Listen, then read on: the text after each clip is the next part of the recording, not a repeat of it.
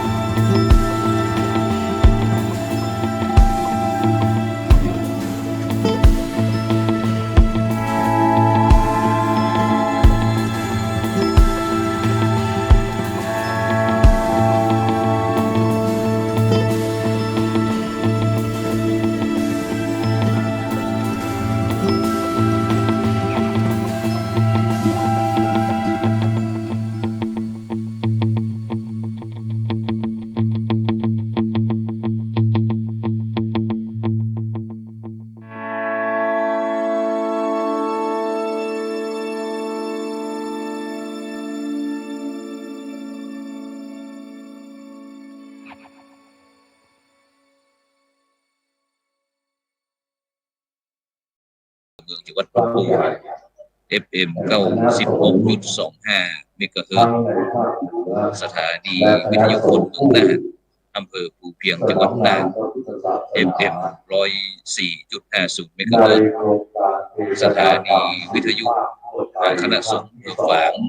จังหวัดเชียงใหม่ FM 100.25เมกะเฮิรตซ์สถานีวิทยุคลื่นความถี่ชุมชนวัดห้วยเต่าสัก98.75เมกะเฮิรตซ์สถานีวิทยุบ้านป่าแฝกอำเภอแม่ใจจังหวัดพะเยาคลื่น98.00เมกะเฮิรตซ์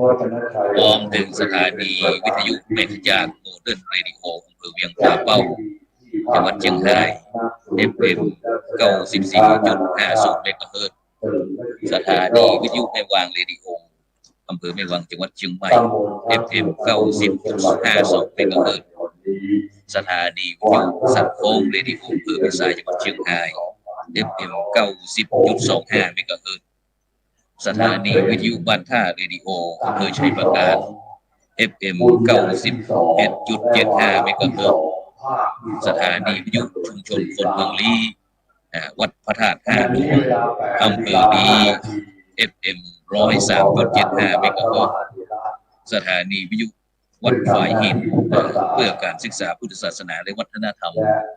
104.50 เมกะเฮิรตซ์สถานีวิทยุ 96.00 วัดพระธาตุดอยสุเทพจังหวัดเชียงใหม่สถานีวิทยุมนต์เสียงธรรมวัดปุพพารามอำเภอแม่แจ่ม FM 106.25 เมกะเฮิรตซ์สถานีวิทยุเพื่อการศึกษาและพัฒนาอาชีพ R Radio Next World FM 103.00 เมกะเฮิรตซ์อำเภอเมืองจังหวัดลำปางสถานีวิทยุ R Radio New Works FM 99.50 เมกะเฮิรตซ์วิทยาลัยเทคโนโลยีและการจัดการกฟฟแม่มอจังหวัดลำปางสถานีวิทยุวิทยาลัยสงฆ์นครลำปางวัดบุญญาวาส FM 106.50 เมกะเฮิรตซ์สถานีวิทยุกาลเกตเรดิโอ FM 89.75 เมกะเฮิรตซ์ตำบลทุ่งทองอำเภอเมืองจังหวัดแพร่ทีมงานคุณดารุณีพร้อมถึงสถานีวิทยุสัมพันธ์อำเภอเชียงแสนสื่อสาธารณชนคนเชียงแสน FM 106.25 เมกะเฮิรตซ์ตำบลเวียงอำเภอเชียงแสนจังหวัดเชียงรายพร้อมถึงสถานีวิทยุกระจายเสียงแห่งประเทศไทยจังหวัดเชียงใหม่นั่งร่วมกันเป็นทำการถ่ายทอดเสียงทั้งภาพจากศูนย์ประชุมและแสดงสินค้านานาชาติเฉลิมพระเกียรติ7 รอบพระชนมพรรษาตำบลจ้างเผือกอำเภอเมืองเชียงใหม่จังหวัดเชียงใหม่เพื่อที่จะร่วมกันเฉลิมพระเกียรติพระบาทสมเด็จพระเจ้าอยู่หัวเนื่องในโอกาสพระราชพิธีเฉลิมพระชนมพรรษา6 รอบตอนนี้เราก็จะได้นำบรรดาท่านผู้ฟังท่านผู้ชมนั้นได้เข้าสู่ยังพิธีงานต่อไปโดยพระราชศรัทธาขององค์พระบาทสมเด็จพระเจ้าอยู่หัวช่วยที่การบดีมหาวิทยาลัยกับมหาจุฬาลงกรณราชวิทยาลัยเขตเชียงใหม่วัดมหาราชนะครับซึ่งก็วันนี้ก็รู้ว่าเปิ้นได้นำอย่างว่าห่วมออกลงทานในวันนี้บ้างนะครับเพราะว่าหลายหน่วยงานนะครับภาคีเครือข่ายหลายหน่วยงานนะครับที่ได้นำลงทานลงอาหารนะครับมาออกในการในวันนี้นะครับซึ่งโดยเฉพาะนะครับเรื่องลงทานลงอาหารนี้จะนักหนาปะป้านสักน้อยหนึ่งครับซึ่งในวันนี้นะครับเรื่องในวันนี้ก็แห่งสักครู่หนึ่งนะครับใครที่จะได้เวลาครับนมัสการท่านอาจารย์ดร.ปูธีรสุตพจน์นะครับนิมนต์ได้ทักทายกับบรรดาท่านผู้ฟังท่านผู้ชมสักน้อยนะครับวันนี้การไปสร้างสถานในร้านเทพะมาจากทุกรูปทุกองค์ครับครับฟังเทศ4 ภาคครับวันนี้มาที่ภาคเหนือครับวันนี้ครั้งที่2เป็นภาคเหนือครับครับวันนี้รู้สึกว่าวันนี้นอกจากที่จะร่วม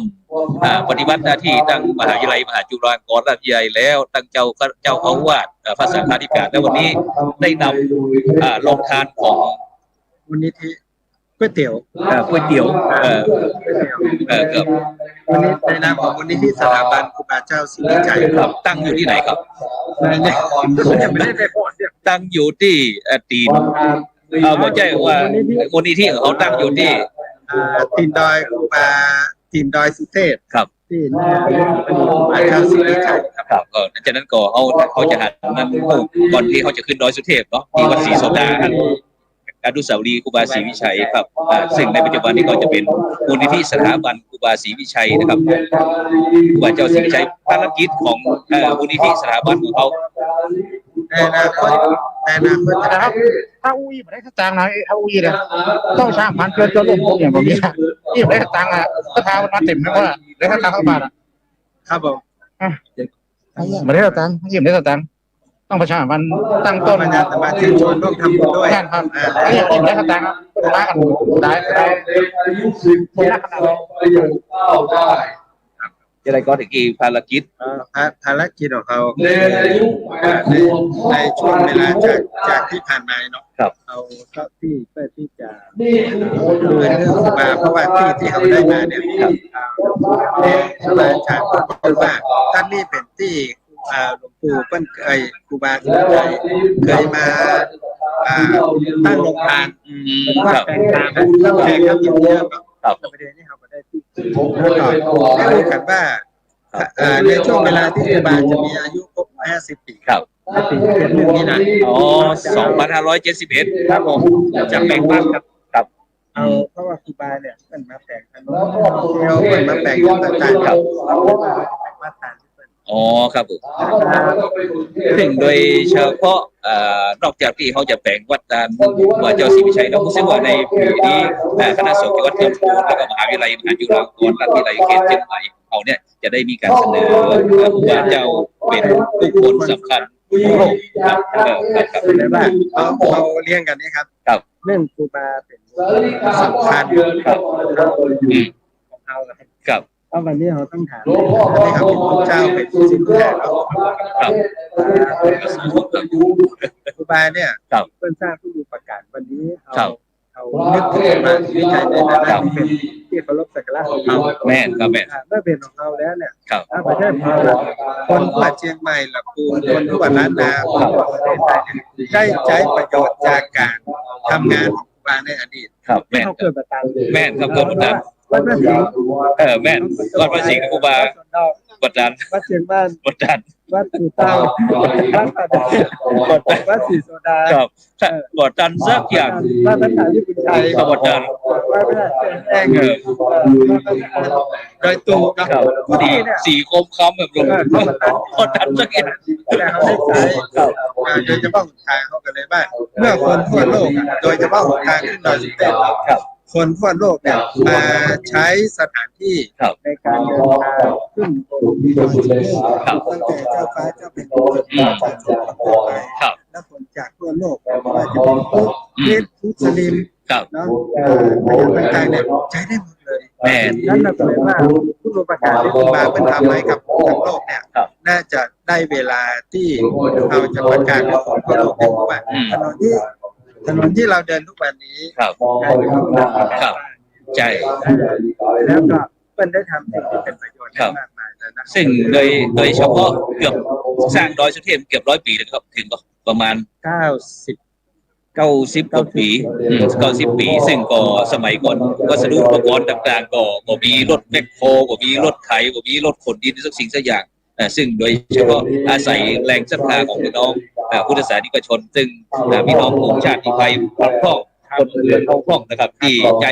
แห่งตามธรรมชาติยังดีที่สุดตอนนั้นก็รู้สึกว่าจะมีอีพิกของอีพิกก็คือนะที่ขุดดินแม่ในสมัยนั้นนี่จอบเสียงมีจอบมีเสียงกีเนี่ยมีการเอามาบริจาควงกีนี่หันว่าเป็นฟัง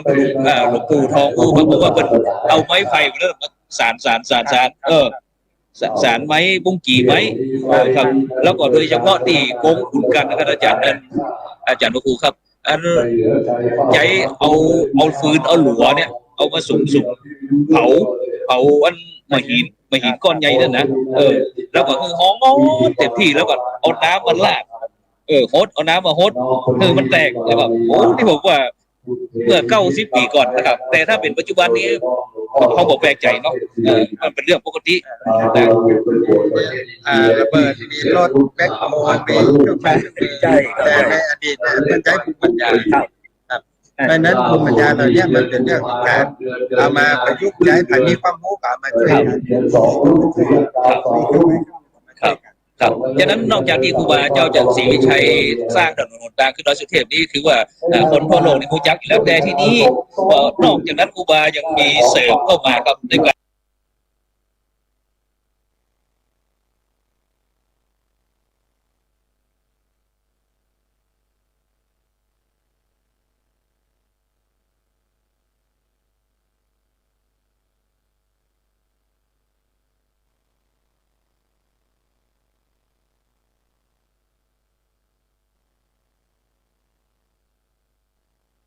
สร้างวัด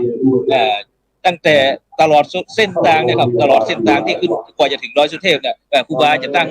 เรามานั่งนักที่เราก็เลยเป็นที่วัดจนถึงปัจจุบันเนี่ยครับมีวัดอย่างพ่องก็ตีตั้งแต่ตีนดอยขึ้นไปจนถึงดอยสุเทพเนี่ยครับ มันมี4 วัด 4 วัดด้วยกันครับ 4 วัดและมีวัดที่สร้างในระหว่างทาง ครับผม เพื่อเป็นการเพราะว่าเป็นการที่คือคนที่สร้างทางเนี่ยเหมือนกับปฏิบัติธรรม ครับ สถานที่ลงจอบแรกเนี่ย ใจเป็นกองอำนวยการ ใช่แล้วก็มาใช้กระบวนการนี้ว่าพอสร้างวัดแรกปุ๊บเนี่ยวัดโสดาบัน โซดาบัน5 กิโลพอขึ้นไป4พอขึ้นไปเนาะ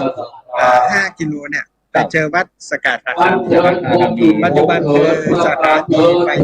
ฟป่า อ๋อเป็นวัดล้างเนาะ ครับผมแล้วก็ขึ้นไป4 กิโล วัดที่3อยู่ตรงข้ามหอดูดาวสิริพร โอ้นี่ดังเลยอนาคามีแล้วก็หรือว่าวัด พญาหงส์ อ๋อครับ แล้วก็ขึ้นไป3 กิโล 3 กิโล วัดดอยสุเทพครับ 5 4 3แล้วผ่านลาดเขารู้หายไปไหน ผาลาดเฮานี่จะเป็นวัดในอดีตครับ โอ้ครับ มันเป็นที่ท่านอาจารย์ถ้า ครับผม ไปเดินตามเส้นเก่าเนาะจะเจอ3 ยอดผาลาดพญาหงส์สุเทพ โอ้ แต่ถ้าเดินขึ้นทางครูบาศรีวิจัยโสดาบันสกัดอาคาร อ๋อครับผมฉะนั้นหมายความว่าที่อาจารย์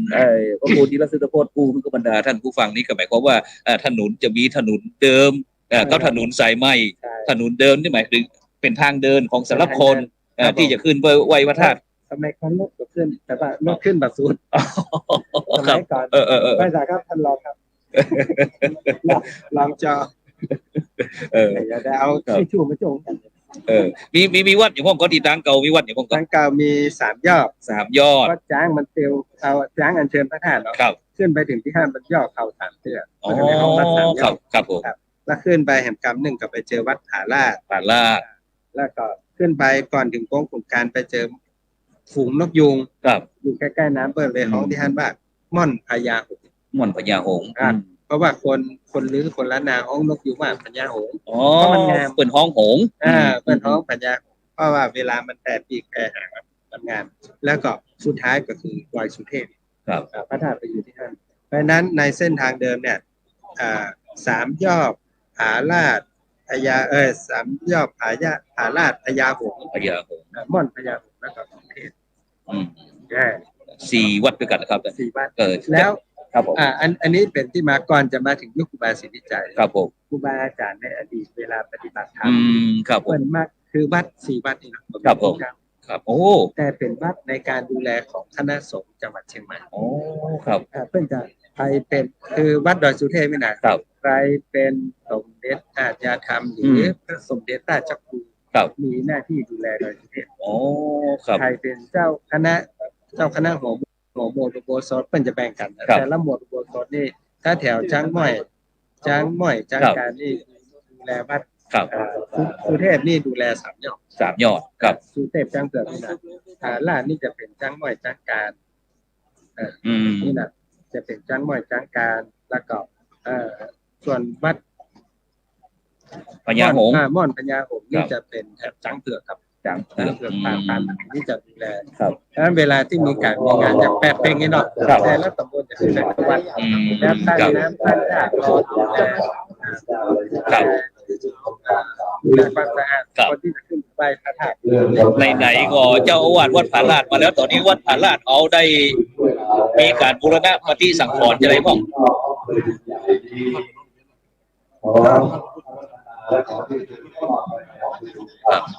ฉะนั้นก็บรรดาท่านผู้ฟังท่านผู้ชมนะ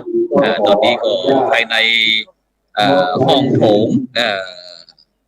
ศูนย์ประชุมและแสดงสินค้านานาชาติและก็บรรดาพี่น้องพุทธศาสนิกชนถึงชาวไทยและต่างประเทศแล้วก็ทหารตำรวจภูธรภาค5กันมาตะกี้เขาอู้ค้างเกี่ยวกับวัดผาลาดผาลาดตอนนี้เขาได้มีการบูรณะปฏิสังขรณ์จะได้ฟื้นฟูจะได้พอกเป็นที่ปฏิบัติธรรมกันเพราะว่าอยู่ที่บ้านเนี่ยเพราะว่าคนครูบาอาจารย์เนี่ยเวลาที่เป็นปฏิบัติธรรมเราจะมีของเรามีส่วนด้านล่างสกิราคาระดับ แต่ว่าการพูดชื่อท่านปฏิบัติธรรมในภาคปฏิบัติเนี่ยเพื่อนบอกว่าในพระวินัยนำไว้ครับเมื่อไรจะชื่อสี่วัดเนี่ยเป็นชื่อแทนการปฏิบัติธรรมนะครับแต่ว่าคนในงานนั้นไม่มีสิ่งแฟนกล้องไปกับ แล้วก็ไม่มีสิ่งอย่าไปหวังสมาธิเดี๋ยวครับดังนั้นก็วัดพาราตอนนี้เขาก็กำลังที่จะฟื้นฟูเป็นสำนักปฏิบัติธรรมครับซึ่งโดยเฉพาะในปัจจุบันนี้ก็มีพระสงฆ์เจ้าพรรษาเจ้าฮกเนนฮกเจ้าวาดฮกฉะนั้นส่วนมากจะมีกิจกรรมอยู่ของเจ้าในช่วงนี้ก็จะมีที่บ้านก็จะมีการปฏิบัติธรรมนะครับแต่ว่าพวกนี้หมดครับเพราะว่าครับเข้มข้นPM2 ไม่ได้มันจะ2.5เกินไหม5.6.8จากนั้นก็ต้องขอความร่วมมือด้วยนะครับเพราะในช่วงนี้เพราะว่าบรรยากาศทางภาคเหนือเขาก็ค่อนข้างที่จะแห้งแล้งสักหน่อยเนาะจากนั้นก็เปิดไฟบรรยากาศแบบนี้โดยเฉพาะเรื่องควรคนพัฒนาเราเนี่ย12เนี่ยผมว่า16จังหวัดนี่เนาะถ้าเป็นไปได้ในช่วงนี้เป็นต่างประเทศถึงอย่างด้วยนะครับพอบันทึกอ๋อครับขอเอาครับเพราะว่ามันคือชีวิตเราไปชีวิตครับซึ่งถ้าเขาบ่ได้พอพิจารณาดีๆก็มันก็ว่ามันบ่เป็นยังนะครับแต่มันเป็นผลระยะยาวเนาะเนี่ยแต่ก่อนอาจจะมาเป็นอย่างประเด็นนี่มันเล่นมันเป็นอย่างไม่รับเองถ้า50ขึ้นไปแล้วเริ่มโรคสมบัตินะวันเดียวนี้เขาจะหันตึงท่านอาจารย์จุดว่าครับโอ้ยพร้อมหน้าพร้อมตาคนดังของเชียงใหม่อ่ะครับนี่มอนนี่ครับนี่มันกับวัดหาราชสังฆทานคามีขยับดังขนาดนั้นอ่ะ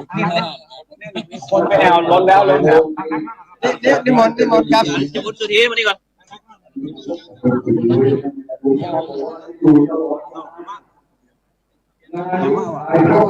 ครับสิ่งวันนี้ก็บรรดาท่านผู้ฟังท่านผู้ชมนะวันนี้ที่กำลังติดตามการไลฟ์สดจากช่องทำเป็นทีมซึ่งเป็นภาคีเครือข่ายเป็นแม่ข่ายในการถ่ายทอดไปตั้งสวท.สถานีวิทยุกระจายเสียงแห่งประเทศไทยจังหวัดเชียงใหม่พร้อมถึงขึ้นสีขาว8วัดภาคเหนือของเราทั้งเฟซบุ๊กทั้งยูทูบตะกี้นั้นก่อนตั้งแต่ท่านอาจารย์พระครูสิริปริยัติยานุสาสตร์รองเจ้าคณะอำเภอแม่แจ่มท่านอาจารย์พระครูธีระสุตพจน์เจ้าอาวาสวัดผาลาดของเราสิ่งกระไรคุณเพียรพอดีมีท่านอาจารย์เจ้าคุณพระสุธีรัตนบัณฑิตรองศาสตราจารย์ดร.ซึ่งเป็นคนเมืองของเขาวันนี้เขาอู้เมืองสักหน่อยครับที่มนท่านอาจารย์ได้ทักทายกับบรรดาท่านผู้ฟังท่านผู้ชมสักน้อยหนึ่งครับผมเจริญพรครับเจริญพรและสวัสดีครับอาจารย์ทุกท่านนะครับสาธุครับผมวันนี้ท่านอาจารย์เจ้าคุณครับวันนี้ภารกิจมีอย่างพ่อคำพิหารเดินทางขึ้นมาเมืองเชียงใหม่หลังจากที่หมู่บ้านรักษาศีล5จบแล้วกรรมการแทนครับผมครับผมได้สนองงานของพระมหาเถระครับว่าจะเป็นเรื่องของการจัดทำแผนแนวครับผมและทำแผนยุทธศาสตร์อย่างต่างๆเรียบร้อยแล้วครับผมก็เริ่มกิจกรรมการเผยแพร่นั่นคือข้อมูลวิทยาศาสตร์ว่าเผยแพร่ง่ายที่สุดคือเรื่องของการเทศครับผมวัดไตรวาสบายครับวันพระวันศีลอย่างต่างๆแล้วก็ดูแบบการไปได้ลงไปทำงานเนี่ยแบบวันศีล5วันละแบบมันจะได้ผลในต้นเพราะฉะนั้นวันนี้เนี่ยเป็นในความทับหาเรื่องครับผมเป็นเจ้าอยู่ในการเป็นเรียนครับผมเปิ้ลมีภาพประสบสมัยงานที่อยากมีการเทศกับ4 ท่าครับผมการเทศ4 ท่าก็จะได้คนได้มาฟังเทศฟังธรรมครับจากโครงการก็คือว่ามีในหลวงเราไป เป็นพระราชทานทุนเล่าเรียนหลวงสำหรับพระสงฆ์ไทย ครับผม สนับสนุนการอบรมนักเทศน์สี่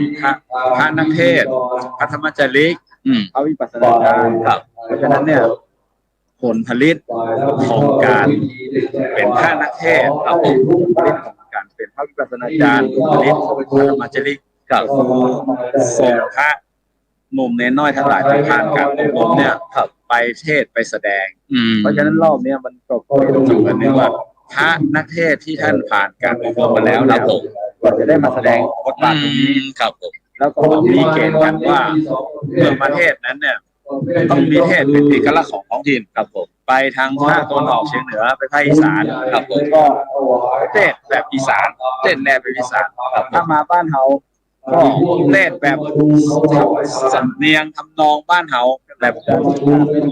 พื้นบ้านล้านนาของบ้านล้านนาครับผมก็คือเทศเป็นภาษากลางภาษาสากลภาษาบ้านเฮา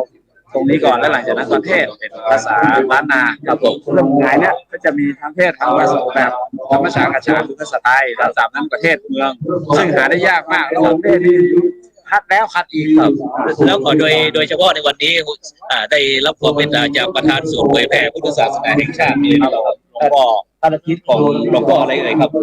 ก็ประธานคณะกรรมการเผยแพร่มหาวิทยาลัยสมาคมของคณะสงฆ์ไทยคือพระเดชคุณพ่อพระบรมบัณฑิตครับท่านเป็นราชบัณฑิตเป็นประธานท่านก็อยากจะนำหลักการเผยแผ่การเทศที่เหมาะสมกับยุคสมัยเนี่ยเอามาร่วมด้วยเอามาตัวไอ้นอกเพราะว่าแต่ว่าก็ยังคงเอกลักษณ์นะสมมติบ้านเราเอกลักษณ์สามแปรกับซีกันต่างๆเป็นเอกลักษณ์บ้านเราเนี่ยก็ยังคงไว้ผสมผสานระหว่างเกิดความรู้ความเข้าใจในเรื่องนั้นฉะนั้นก็วันนี้ในภาคเจ้าที่เขาก็จะได้ฟังจากพระคาถาพิเศษซึ่งผมคิดว่าก่อนเดียวจะมาแต่ว่านี่ภารกิจหลวงพ่อมาแน่นเอียดครับปีไปทางไหนบอกเลยภารกิจหลวงพ่อภารกิจของหลวงพ่อพระบรมฤทธิ์ตั้งแต่ตัวมาก็มางานที่มหาจุฬากับบรรยายทำให้ศิษย์กับครูบาอาจารย์รุ่นใหม่ครับเป็นเรื่องอะไรเป็นแผนอันที่สองท่านก็มาทำงานที่นี่เตรียมพร้อมแล้วก็แสดงความเป็นเต้นบรรยายพิเศษที่วัดหลวงพ่อเมื่อวานตอนเย็นวันนี้ก็จะมานี่รักกันเพราะฉะนั้นเนี่ยระดับนักปราชญ์ราชบัณฑิตต้องเป็นวางแผนบางอย่างในกับความงดงามทุกอย่างแต่ว่าบทสรุปของเรื่องนี้แสดงถึงความสัมพันธ์ของพระมหากษัตริย์กับพุทธศาสนาพุทธศาสนากับพระมหากษัตริย์โดยโยงกับวิถีเอกลักษณ์ภูมิปัญญาของแต่ละท้องถิ่นครับฉะนั้นก็วันนี้ก็ตลอดทั้งวันนะครับที่ยังศูนย์ประชุมแสดงสินค้านานาชาตินะครับเฉลิมพระเกียรติตำบลจ้างเผือกนะครับอำเภอเมืองเชียงใหม่จังหวัดเชียงใหม่เขาก็จะมีกิจกรรมตลอดทั้งวันนะครับซึ่งวันนี้เอาได้ครับความร่วมมือจากหน่วยงานทั้งภาครัฐภาคเอกชนนะครับโดยเฉพาะปีนี้มหาวิทยาลัยมหาจุฬาภรณราชวิทยาลัยเขตเชียงใหม่ของเขาก็มาเป็นแม่งานนะครับแล้วก็มหาวิทยาลัยผู้วิทยาลัยเขตรับงานก็เป็นแม่งานที่เดียวกันนะครับผมก็ลูกมหาจุฬาส่วนกลางมาเลยครับจากนั้นก็แต่ที่ฝ่ายประเมินให้เราครับจากนั้นก็ฝากพระอาจารย์ด้วยครับในฐานะที่ได้มีโอกาสนะครับเดินทางขึ้นมาร่วมกิจกรรมนะครับโครงการทุนเล่าเรียนหลวงนะครับสำนักงานองค์ขมนตรีนะครับแล้วก็ศูนย์เผยแผ่พุทธศาสนาแห่งชาตินะครับพร้อมดึงคณะสงฆ์16จังหวัดภาคเหนือของเขานะครับที่ได้ร่วมกันแสดงธรรม4ภาคทั่วไทยครั้งที่2นะครับเพราะว่าครั้งที่1นี้ที่ขอนแก่นวิทยาลัย2มหาวิทยาลัยมหาจุฬาวิทยาเขตขอนแก่นแล้วก็ครั้งที่2นี่ก็มาที่เมืองเชียงใหม่ของเราแล้วครั้งที่3นี้อันที่3น่าจะลงภาคกลางแล้วก็ไปที่ภาคใต้แล้วก็ที่ภาคตะวันออกนะครับฉะนั้นก็วันนี้ต้องกราบขอบคุณท่านอาจารย์เจ้าคุณพระสุนีรัตนบัณฑิตนะครับคนเมืองภูเขาท่านนี้ได้มีโอกาสมาทักทายกับผู้ทรงพลนะครับสิ่งบรรดาท่านผู้ฟังท่านผู้ชมเดี๋ยวสักครู่นึงก็จะเป็นระยะนะครับอาจารย์ครับโดยเฉพาะอยากจะมา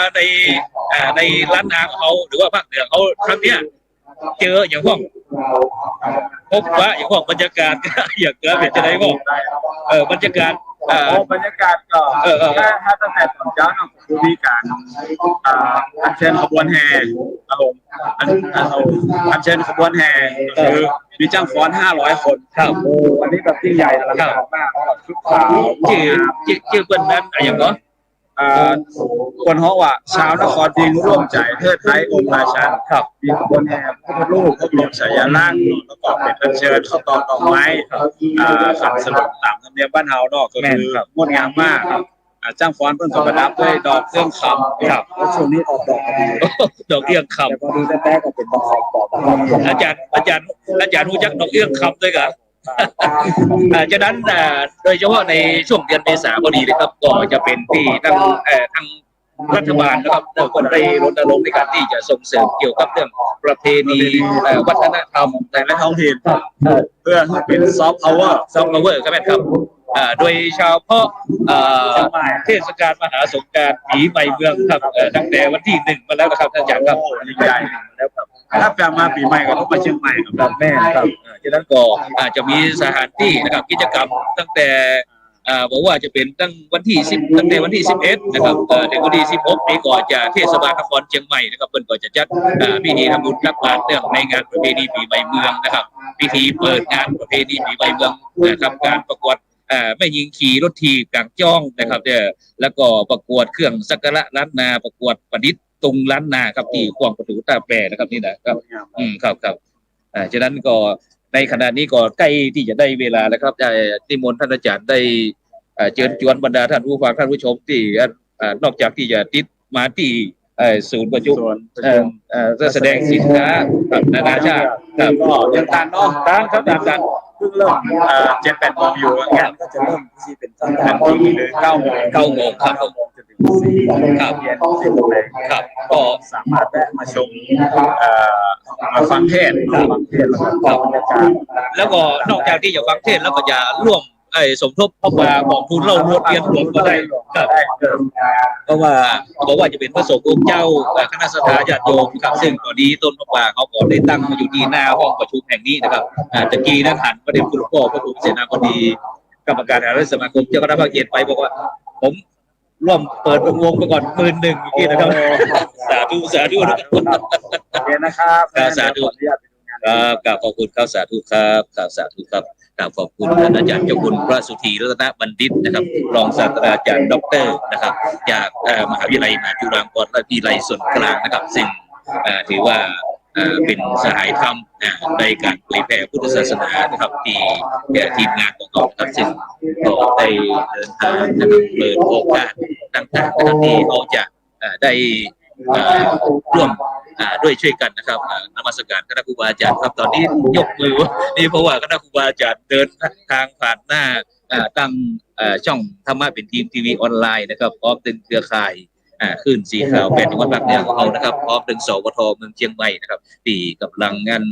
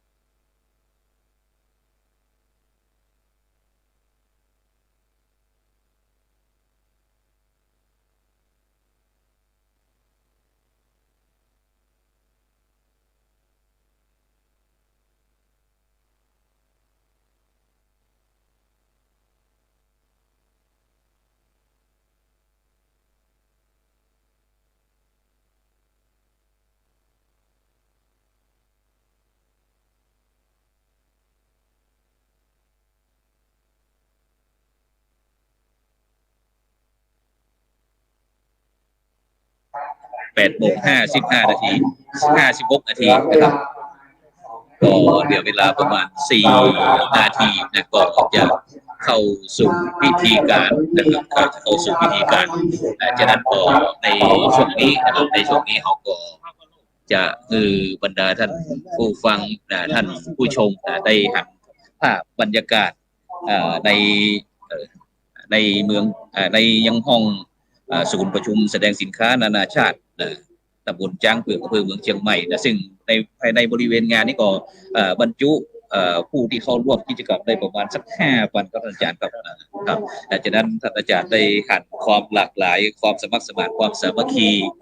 ของพี่น้องพุทธบริษัทนะครับที่จะได้แสดงออกนะครับถึงความจงรักภักดีนะครับต่อสถาบันชาติศาสนาพระมหากษัตริย์โดยเฉพาะในวันนี้นะครับโครงการกองทุนเราเรียนหลวงนะครับสำนักงานองคมนตรีนะครับแล้วก็ศูนย์เผยแผ่พุทธศาสนาแห่งชาติพร้อมทั้งคณะสงฆ์มนเหนือก็คือ16จังหวัดภาคเหนือครับตั้งแต่จังหวัดนครสวรรค์ขึ้นมานะครับได้ร่วมจัดกิจกรรมกันนะครับตลอดทั้งวันนะครับฉะนั้น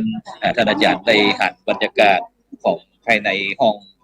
ศูนย์ประชุมแห่งนี้แล้วเป็นจะได้พ้องครับได้บรรยากาศให้กับบรรดาท่านผู้ฟังท่านผู้ชมได้ฟังเป็นภาพแห่งความปีติยินดีครับผมเพราะว่าสิ่งที่เรากำลังทำนี้มันเป็นเรื่องของการชาคุมครับผมเวลาที่เราคิดว่าเวลาเราอยู่บ้านคนเนี่ยเพราะว่าพิธีที่จัดเนี่ยมันเป็นพิธีที่เนื่องด้วยวันสำคัญของพระบาทสมเด็จพระเจ้าอยู่หัวในฐานะที่พระองค์ท่านเป็นจะเจริญพระชนมายุ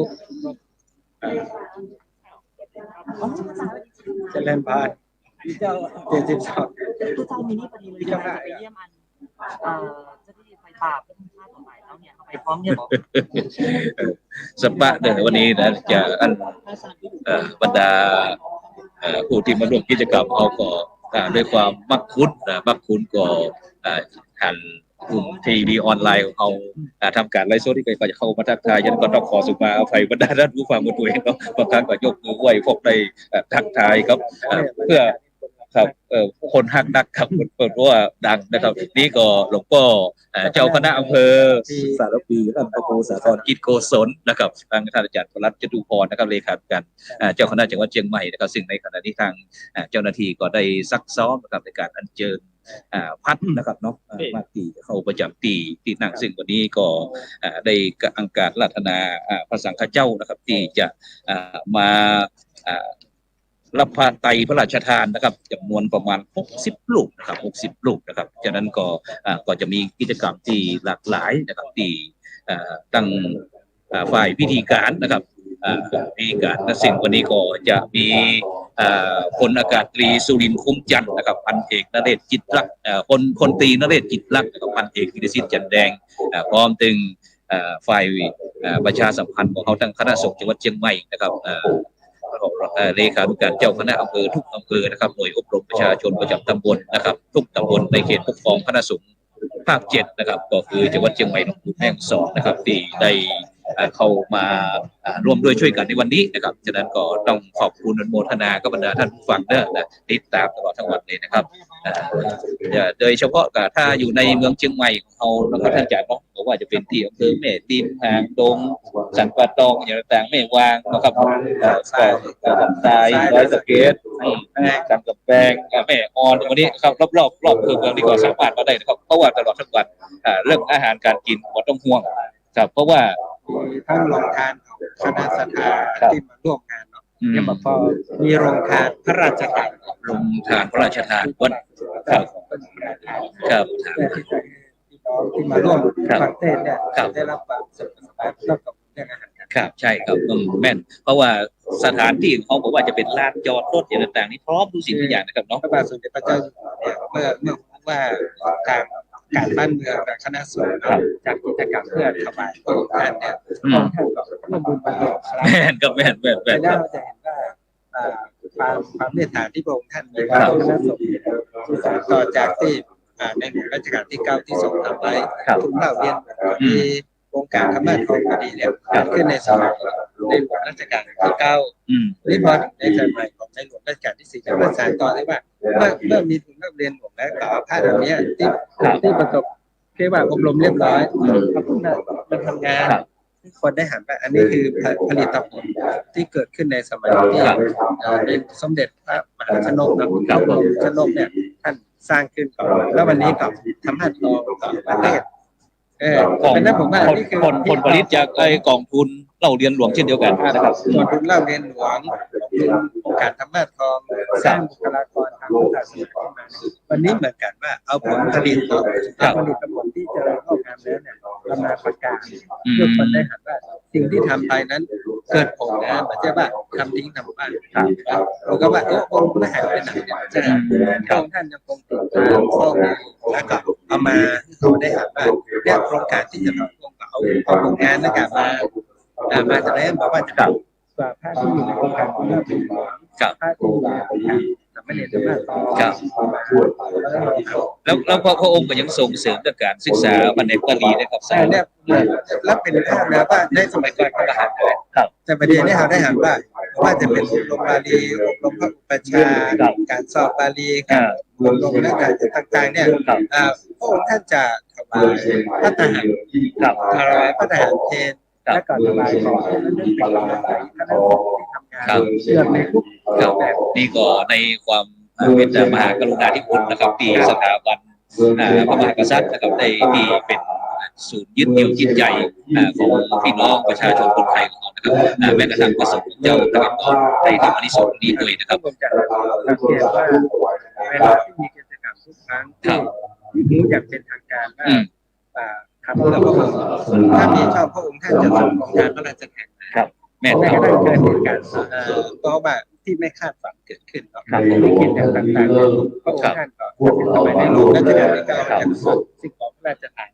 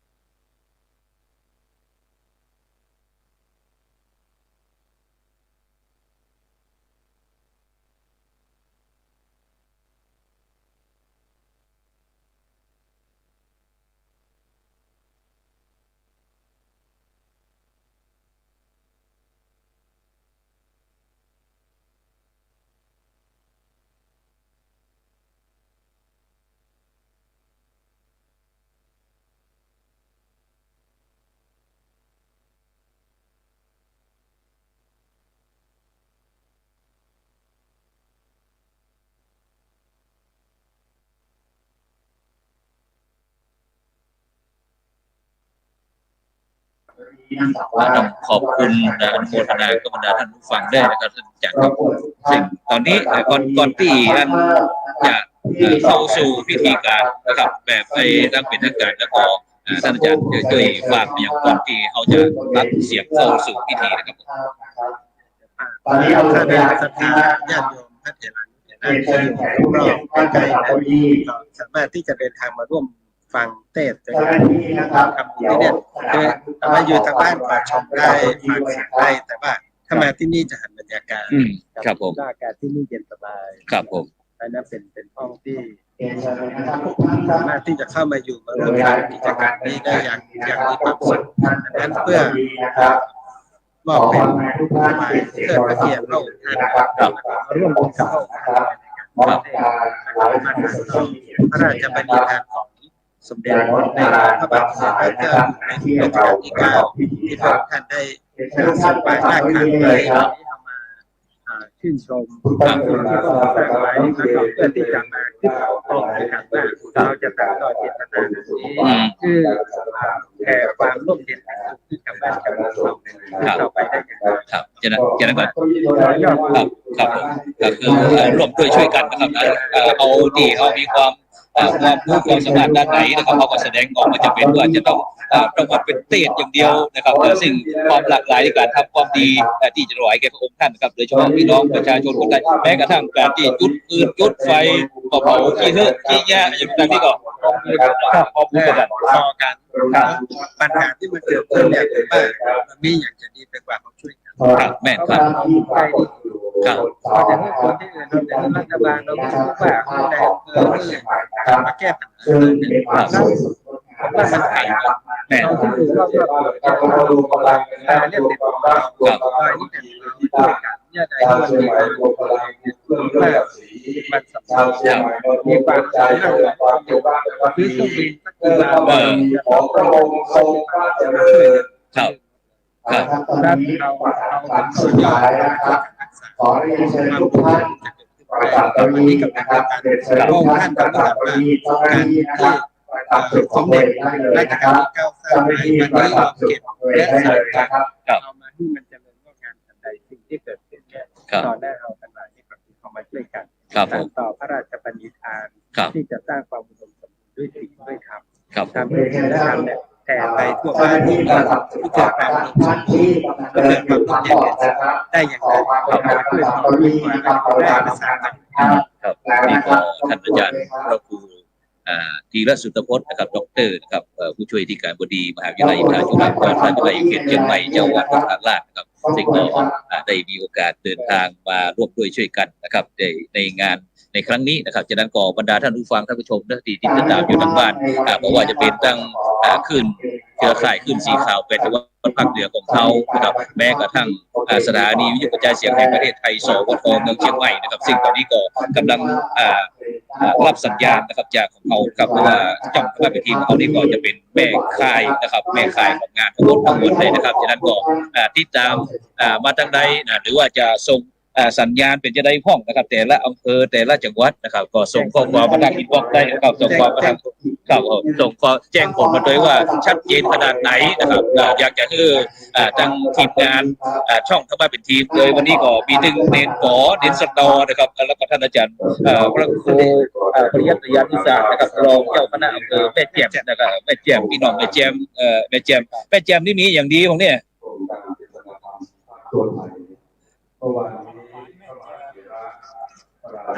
น้ำแร่น้ำแจมครับผ้าตินจกยอดน้ำมือผ้าตินจกชัดเจนว่าอาบบ่อน้ำแร่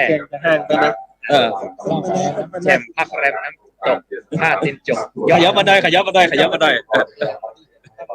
โอเคครับนี่ขอกำขวัญของอำเภอแม่แจ่มนะครับที่ท่านอาจารย์พระครูปริยัติยานุศาสตร์นะครับพระมหาดวงจันทร์นักเทศที่ดังของเชียงใหม่ของโลกของพี่น้องเชียงใหม่ครับฉะนั้นก็ตอนนี้ก็แฮมสักครู่หนึ่งตอนนี้ก็ในบริเวณศูนย์ประชุมและแสดงสินค้านานาชาติก็กำลังเตรียมความพร้อมที่จะได้เริ่มพิธีแบบเป็นทางการซึ่งท่านวันนี้ก็ท่านผู้ว่าการจังหวัดเชียงใหม่ก็ได้เดินทางมาประธานในพิธีผู้ว่าการจังหวัดเชียงใหม่เดินทางมาถึงห้องโถงสักกรรมหนึ่งก็จะได้จุดธูปเทียนนมัสการบูชาพระรัตนตรัยแล้วก็จะได้เปิดกลวยธงดอกไม้หน้าพระบรมฉายาลักษณ์พระบาทสมเด็จพระเจ้าอยู่หัวหลังจากนั้นก็จะได้ถวายพัดลองแด่พระเดชคุณพ่อพระพรหมบัณฑิตศาสตราจารย์ดร.ประธานศูนย์เผยแพร่พระพุทธศาสนาแห่งชาตินะครับซึ่งในเจ้านี่ก็จะเป็นผู้ที่ประธานศีลแล้วก็จะได้แสดงวาทกถาธรรมเนาะพิเศษด้วยนะครับฉะนั้นก็บรรดาท่านผู้ฟังท่านผู้ชมที่พลาดจากที่วิทยาลัยสงฆ์ลำพูนแล้วก็วัดลำเปิงตะโพธารามเมื่อคืนนี้ก็วันนี้เขามาติดตามตรงนี้นะครับเนาะฉะนั้นหลวงพ่อท่านบอกว่าที่ลำเปิงเนี่ยเป็นน้ำจิ้มของจริงวันนี้แต่ว่านี่เป็นน้ำจิ้มซัมเปิลมาได้นะครับฉะนั้นก็ในขณะนี้บรรยากาศพี่น้องพุทธบริษัทภายในศูนย์ประชุมแสดงสินค้านานาชาติเฉลิมพระเกียรตินี่ก็เป็นจำนวน 5,000 แต่หมดถึงทหารถึงตำรวจก็ค้าประชาชนพุทธบริษัทถึงพระสังฆเจ้าต่างๆฉะนั้นวันนี้เขาก็ถึงท่านอาจารย์พระครูธีรสุตพจน์ท่านอาจารย์พระครูปริยัติยานุศาสตร์พระมหาดวงจันทร์พุทธศรีโลท่านอาจารย์พระมหาสง่าธีรวังโสสังวโรนะครับพร้อมถึงพระครูโสพลปริยัติก็พยายามที่จะพยายามถ่ายทอดบรรยากาศนะครับตอนนี้เริ่มแล้วเนาะ ฉะนั้นเขาก็จะได้ตัดเสียงเข้าพิธีซึ่งวันนี้ก็มีพลอากาศตรีสุรินทร์คุ้มจันทร์จากกองทัพอากาศพร้อมถึงพันเอกพลตรีนเรศจิตลักษณ์พันเอกวีรสิทธิ์จันแดงพร้อมถึงคณะนายทหารจากมณฑลทหารบกที่33ก็จะมาได้ช่วยกันประคับประคองคือบรรดาท่านผู้ฟังท่านผู้ชมได้บำเพ็ญบุญบำเพ็ญกุศลในวันนี้จากนั้นเขาก็จะตัดเข้าสู่พิธีการต่อไปท่านไหนที่ยังไม่ได้ประจำที่เราควรไปทำตรงนี้นะครับ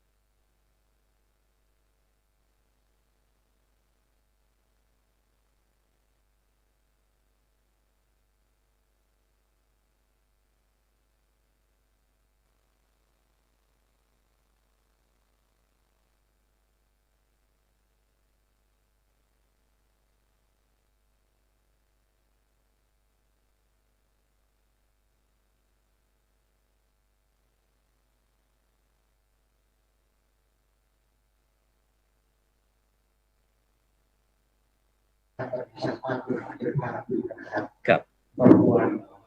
ผู้ที่มันเป็นอยู่ในสังคมญี่ปุ่นนะครับ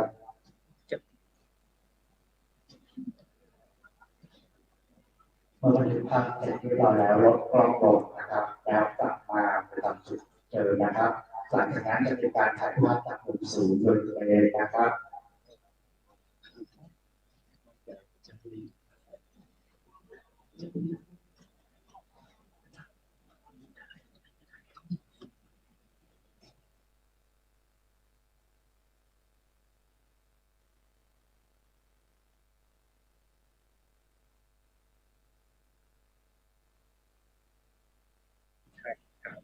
ครับผมขณะนี้เป็นภาพธรรมชาติของไม่ใช่ขึ้นมาครับเป็นภาพธรรมชาติของแพทย์และตำรวจจังหวัดครับผมซึ่งวันนี้หลอมจิตรวมใจกันมาโครงการฟังเทศ4 ภาคครับที่จังหวัดเชียงรายถึงภาคเทศนิเทศจากทุกจังหวัดจากส่วนราชการครับโดยเฉพาะปสและก็ครับพุทธสำนักพุทธและประชาชนทุกกลุ่มในมาที่มองสถานประชาชนชั้นฟ้อง600แม่นครับฉะนั้นก็วันนี้ตั้งการทำกิจกรรมวันนี้ถือว่าเป็นประวัติศาสตร์นะครับเนาะของเมืองเชียงใหม่ของเราที่ได้ทำเกียรติอย่างยิ่งนะครับจากพี่น้องทั้ง16จังหวัดในของเราครับจังหวัดเชียงใหม่เป็นตัวแทนจะเอาเรื่องของการจัดกิจกรรมนี้บอกว่าจะเป็นต้นทุนที่สำคัญในการนำศีลนำธรรมไปสู่แผ่นดินของเราครับแม่นครับเพื่อให้เกิดความร่วมมือเกิดความร่วมมือดูในทรัพย์สินเงินทองเกิดความร่วมมือในสิ่งที่สิ่งนะครับครับซึ่งโดยเฉพาะนอกจากที่เขาจะมีโครงการเทศธรรม4 ภาคทั่วไทยเฉลิมพระเกียรติพระบาทสมเด็จเจ้าอยู่หัวแล้วเขายังมีโครงการนะครับว่าจะเป็นเรื่องโครงการวัดประชารัฐสร้างสุขโครงการหมู่บ้านรักษาศีล5ต่างๆเหล่านี้นะครับซึ่งก็อยู่ในครับพระบรมราชานุเคราะห์ของพระองค์ท่านนะครับที่ต้องการมีประสบนิกรชาวไทยของพระองค์นะครับในทางการดีกันของเราอย่างประเทศชาติของประเทศไทยมันมีการพร้อมทุกสิ่งทุกอย่างนะครับเพียงแต่บางครั้งก็อาจจะมีปัญหาเรื่องความขี้ฐานแตกต่างกันไปบ้างนะครับแต่ครับใช่ครับแต่เขาอยู่สามารถอยู่ร่วมกันได้อย่างสันติสุขครับ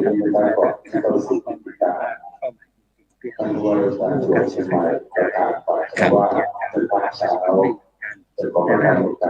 ยิ่งคำถามและที่เราแต่เราภาษาต้องการต้องการ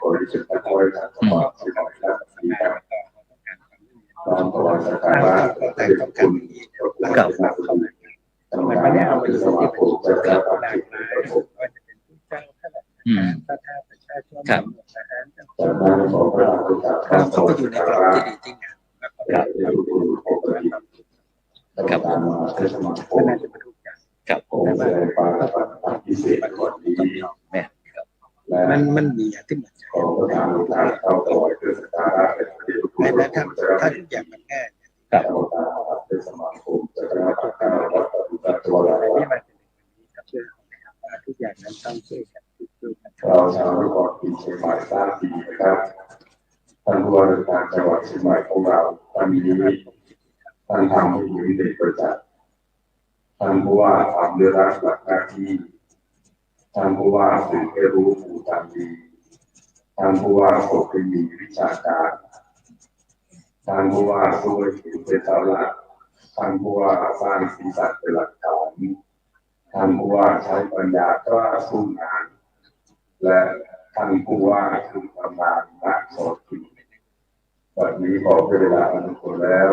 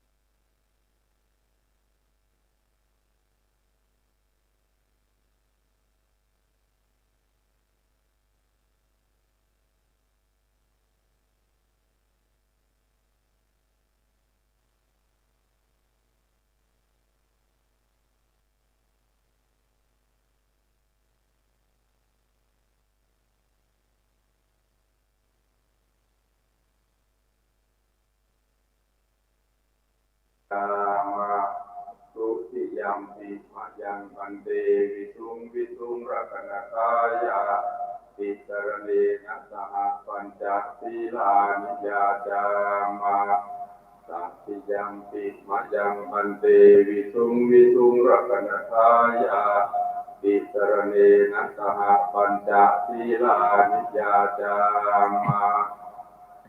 นะโมตัสสะภะคะวะโตอะระหะโตสัมมาสัมพุทธัสสะนะโมตัสสะภะคะวะ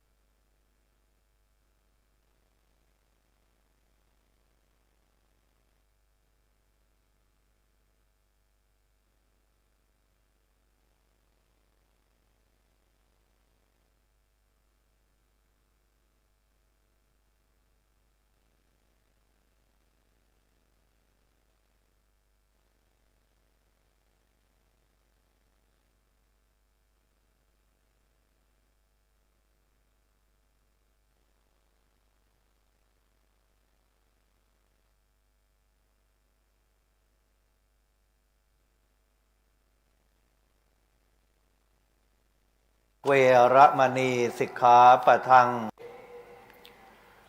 พระเดชพระคุณพระพรหมบัณฑิตงามชีวิตการศึกษาสถาผลเปลืองปราดธรรมยิ่งใหญ่ชื่นใจชนบุญเลิศล้นรอบรู้ชูหลักการคลังความรู้ครบถ้วนล้วนผลลัพธ์เกินจะนับเนื้อแน่นแห่งแก่นสารจรัสรุ่งมุ่งเผยแผ่แพร่ผลงานท่านแตกฉานยิ่งปัญญาทั่วสากลมวลเกล้าขอประทานกราบพระรัตนาพระเดชพระคุณได้โปรดแสดงปาฐกถธรรมพิเศษตามสมควรแก่เวลาณการบัดนี้ควรมิควรและแต่จะโปรดขอโอกาสท่านพระมหาเถรานุเถระซึ่งมีพระเดชพระคุณพระพรหมเสนาบดีกรรมการมหาเถรสมาคมเจ้าคณะภาค7เป็นต้นเป็นประธานขอเจริญพรญาติโยมท่านสาธุชนทุกท่านซึ่งมีท่านนิวัฒน์พงษ์สิทธิถาวร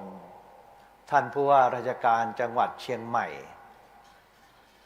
และท่านอินทพรจันเอี่ยมผู้อำนวยการสำนักงานพุทธศาสนาแห่งชาติเป็นต้นบัดนี้เราท่านทั้งหลายได้แสดงออกซึ่งความจงรักภักดีต่อสถาบันพระมหากษัตริย์ผ่านสถาบันชาติและพระศาสนา3สถาบันประสานเป็นหนึ่งทำให้เกิดภาพอันงดงามณศูนย์ประชุมและแสดงสินค้านานาชาติเฉลิมพระเกียรติจังหวัดเชียงใหม่เป็นเหตุการณ์ประวัติศาสตร์ที่เป็นที่น่าจดจารึกและเป็นทิฏฐานุคติเป็นแบบอย่างแห่งการทำความดีร่วมกันของ3สถาบันการที่เรามาประชุมครั้งนี้เนื่องในการแสดงเทศนาธรรม4ภาคทั่วไทยจัดขึ้นเพื่อเฉลิมพระเกียรติในโอกาสมหามงคลเฉลิมพระชนมพรรษาของพระบาทสมเด็จพระเจ้าอยู่หัวผู้ทรงพระคุณอันประเสริฐ6 รอบ72 พรรษา28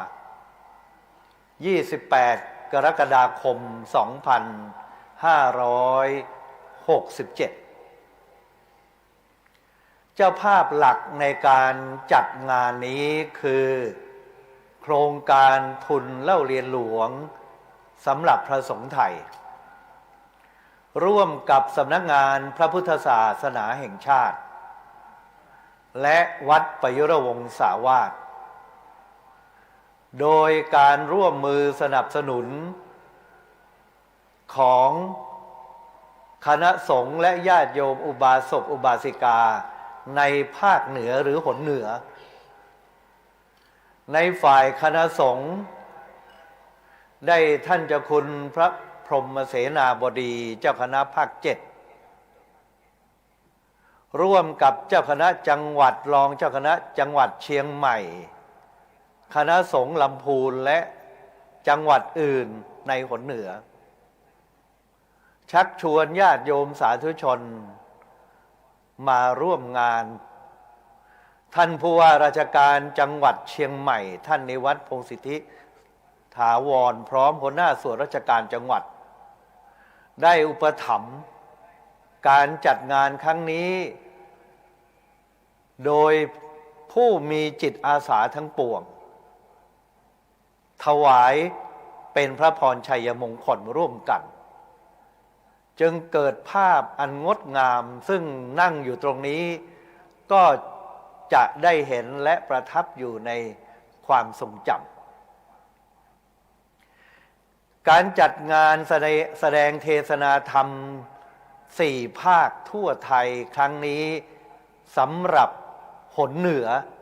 หรือภาคเหนือจัดว่าเป็นครั้งที่2การจัดครั้งที่1เกิดขึ้น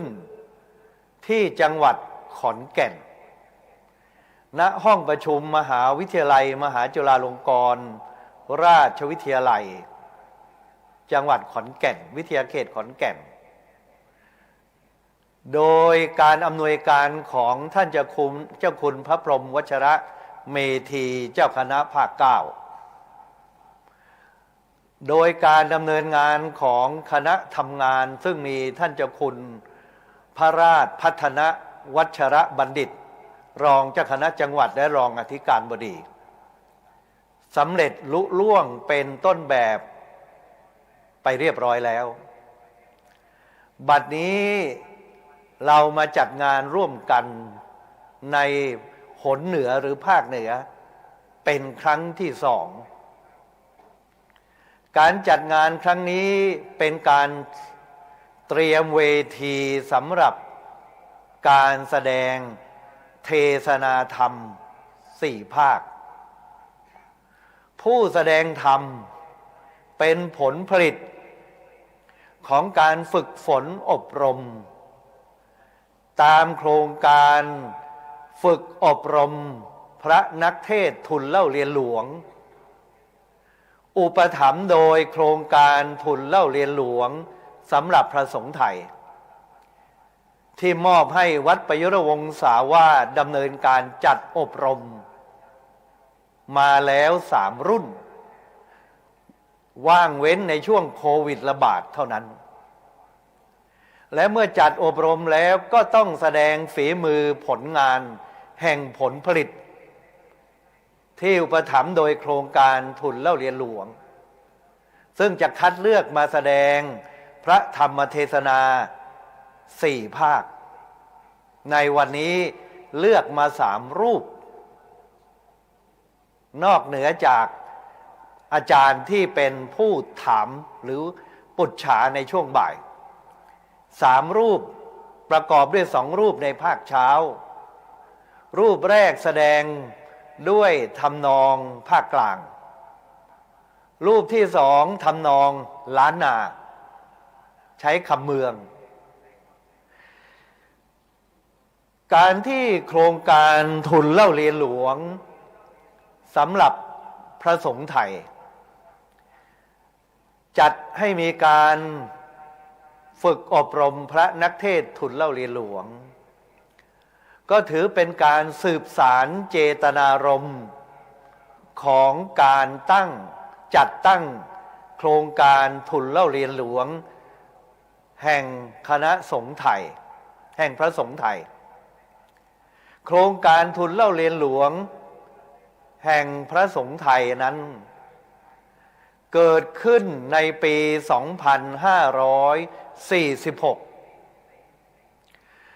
โดยพระบาทสมเด็จพระบรมชนกาธิเบศรมหาภูมิพลอดุลยเดชมหาราชบรมนาถบพิตร ทรงให้ริเริ่มตั้งทุน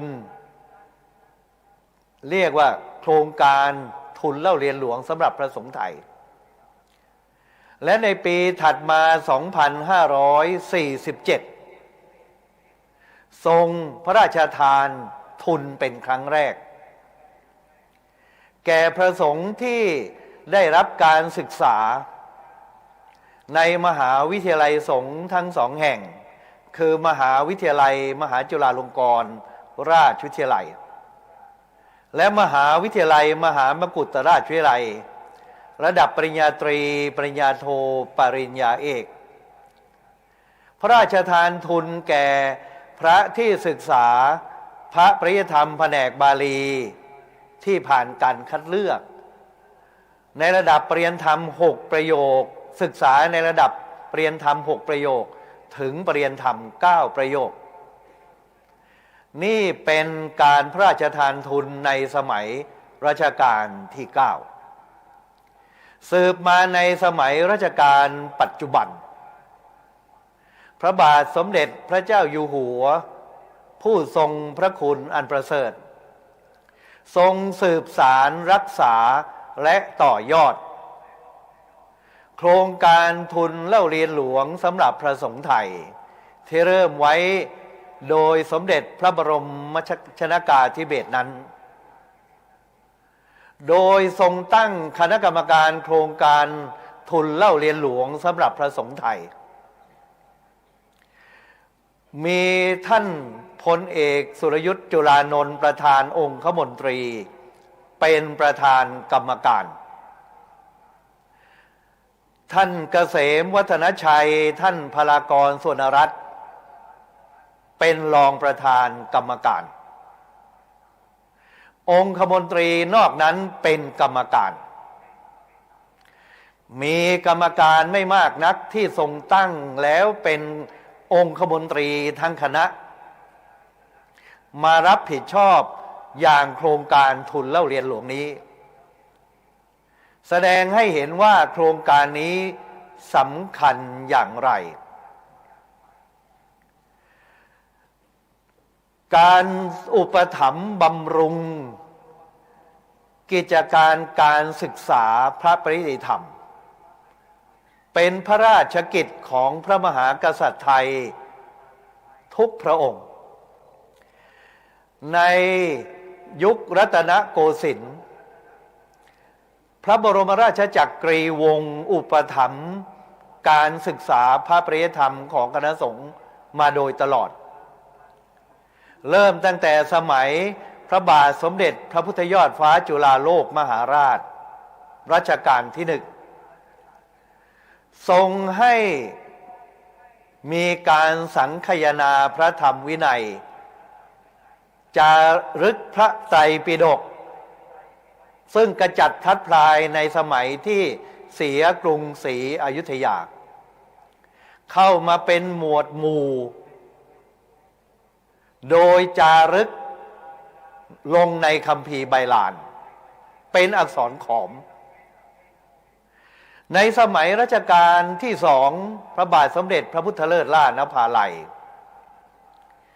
ทรงให้ปรับปรุงการศึกษาพระปริยธรรม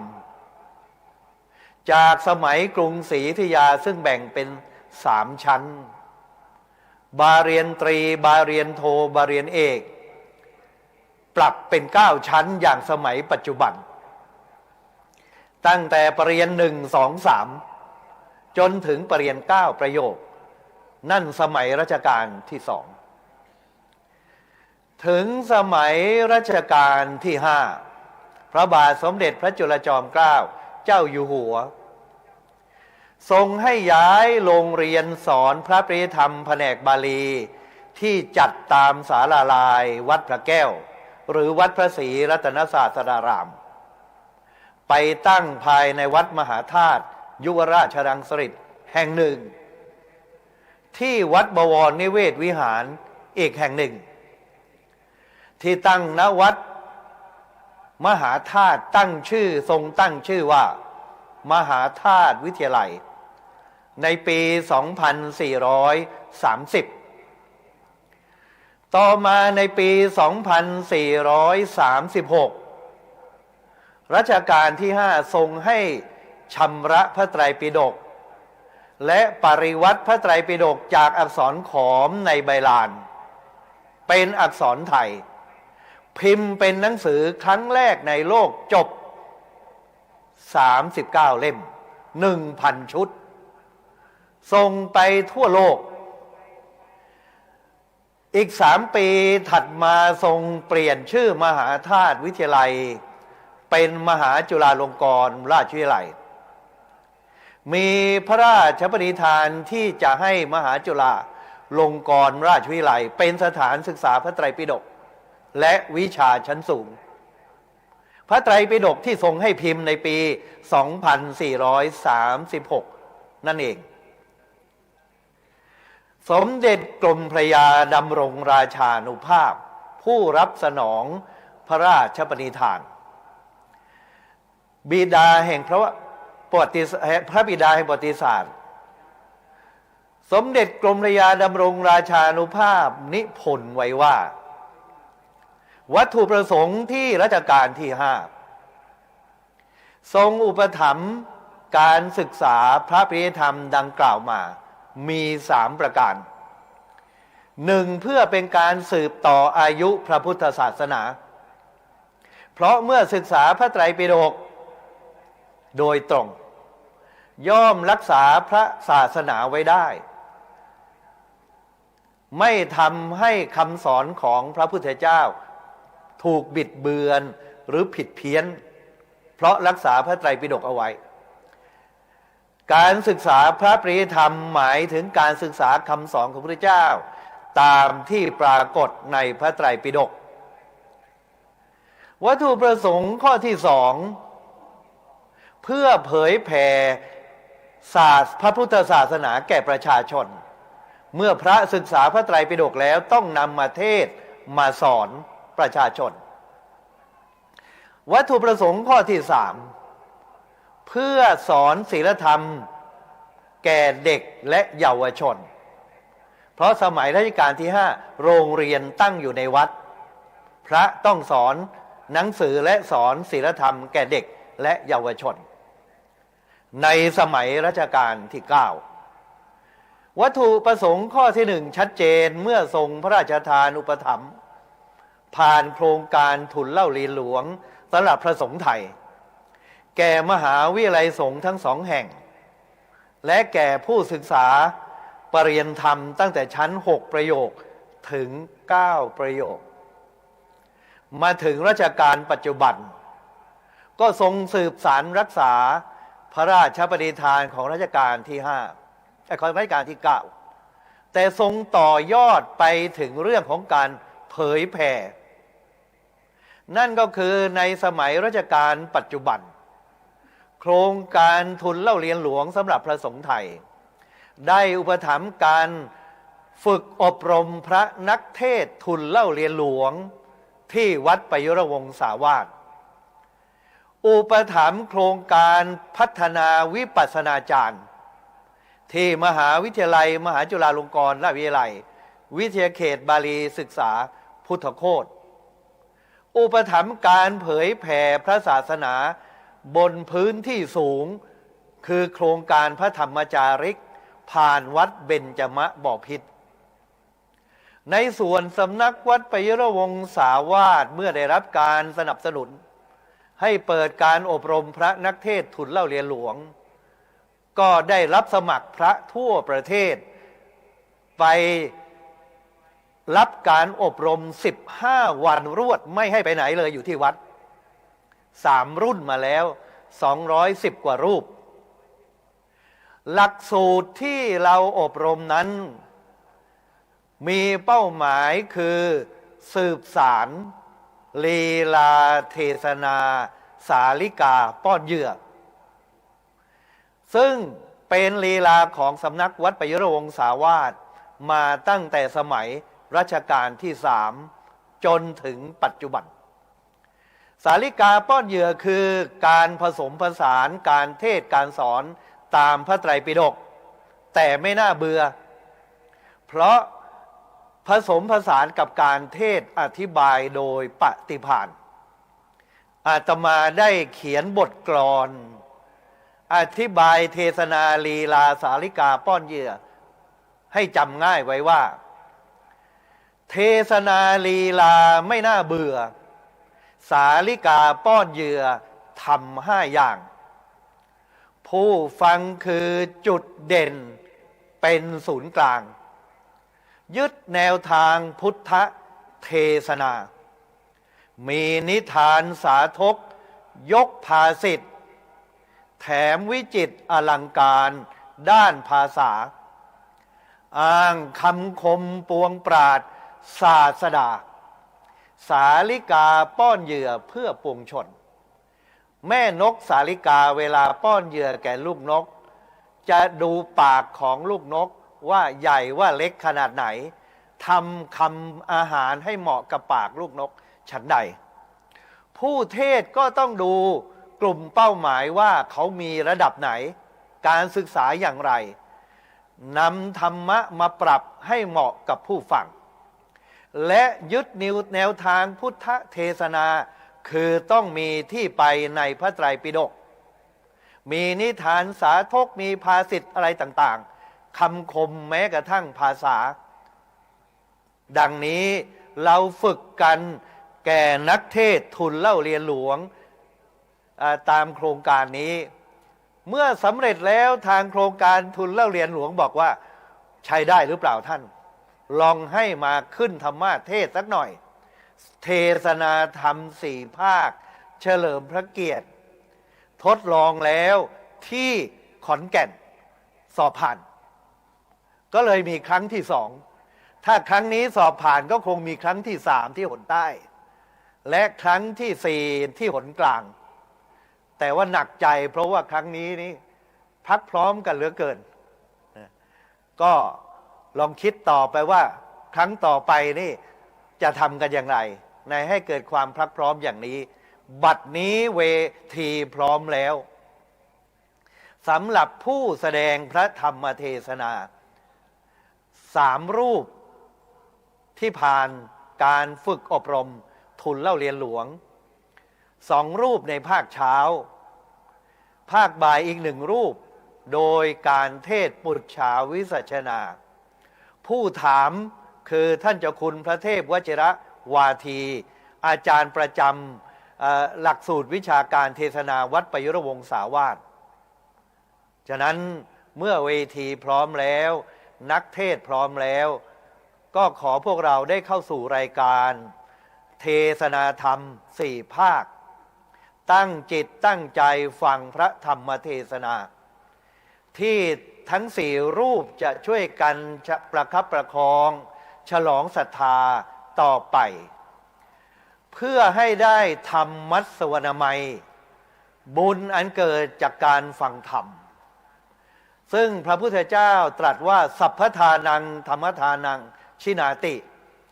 การให้ธรรมะเป็นทานชนะการให้ทั้งปวงและเป็นมหากุศลที่ยิ่งใหญ่เพื่อเราท่านทั้งหลายจะได้พร้อมใจกันในช่วงสุดท้ายอ้างมหากุศลอันเกิดจากธรรมทานนี้ถวายเป็นพระพรชัยมงคลเพราะฉะนั้นในเบื้องต้นนี้ก็ขอนิมนต์และเชิญชวนท่านทั้งหลายถวายพระพรชัยมงคลพร้อมกันรัตนัตยานุภาเวนะรัตนัตยะเตชะสาด้วยเดชะบารมีแห่งคุณพระศรีรัตนตรัยและอานิสงส์แห่งธรรมมัสวนามัยบุญอันเกิดจากการฟังธรรมและธรรมเทศนาใหม่บุญอันเกิดจากการแสดงธรรมนี้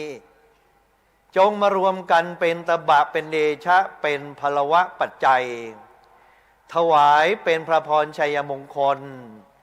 เนื่องในโอกาสมหามงคลเฉลิมพระชนพรรษา6 รอบ72 พรรษาแด่สมเด็จบรมบพิตรพระราชสมภารเจ้าผู้ทรงพระคุณอันประเสริฐพร้อมด้วยสมเด็จพระนางเจ้าพระบรมราชินีพระบรมวงศานุวงศ์ ขอให้ทรงพระเกษมสำราญเจริญพระชนยิ่งยืนนานพระบารมีปกแผ่ไพศาลปกเกล้าปกกระหม่อมพระศกนิกรชาวไทยตลอดจิรัติติการเทิน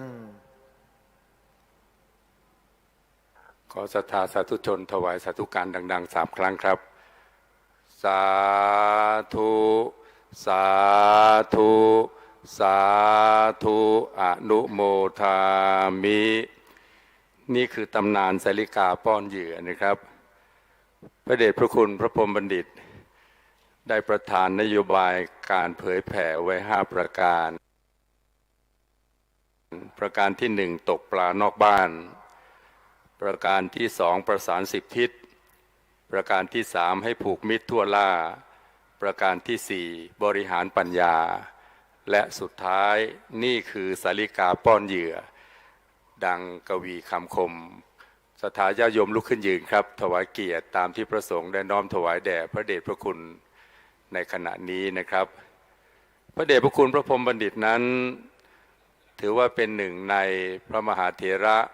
ของคณะสงฆ์ไทยนะครับที่ได้รับการยกย่องจากต่างประเทศเป็นอย่างยิ่งนะครับโดยเฉพาะสมณฐานันดรศักดิ์ในพระเดชพระคุณ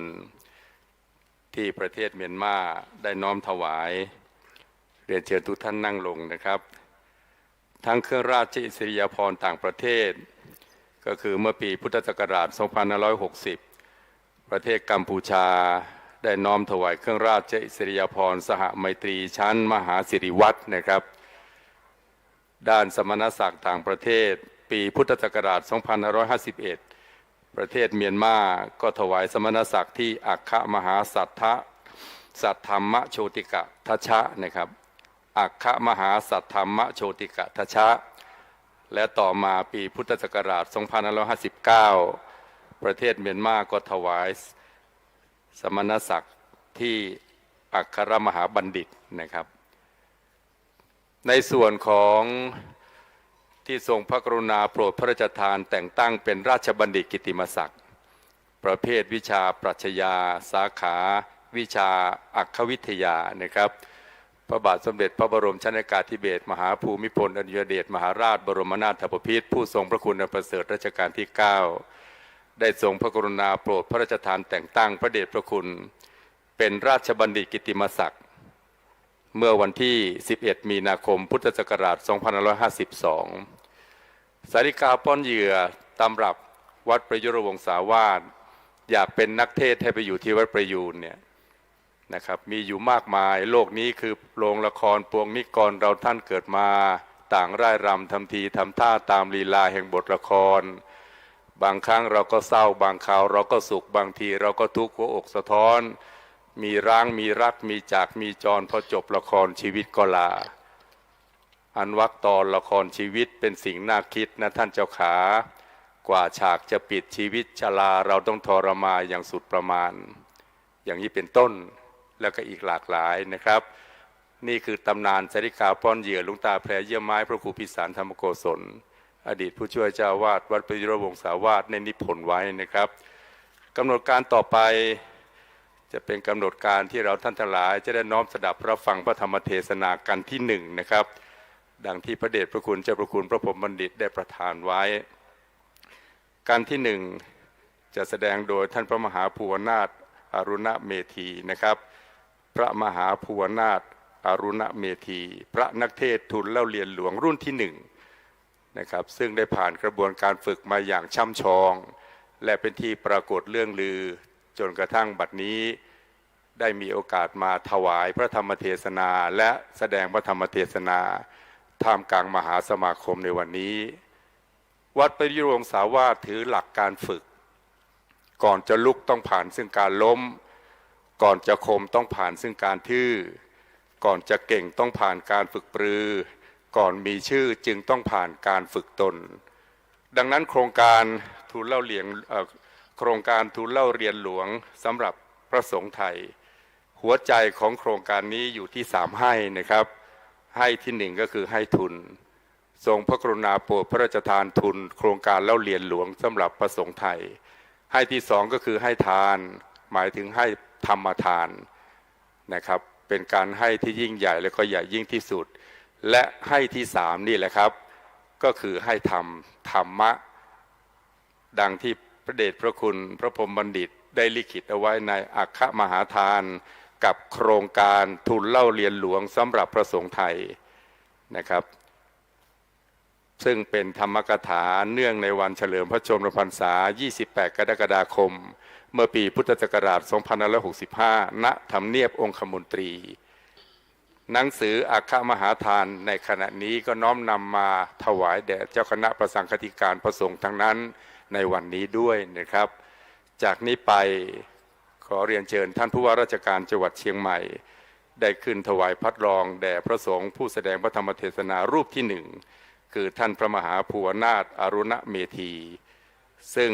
เป็นพระนักเทศน์ทูลเล่าเรียนหลวงรุ่นที่หนึ่งนะครับ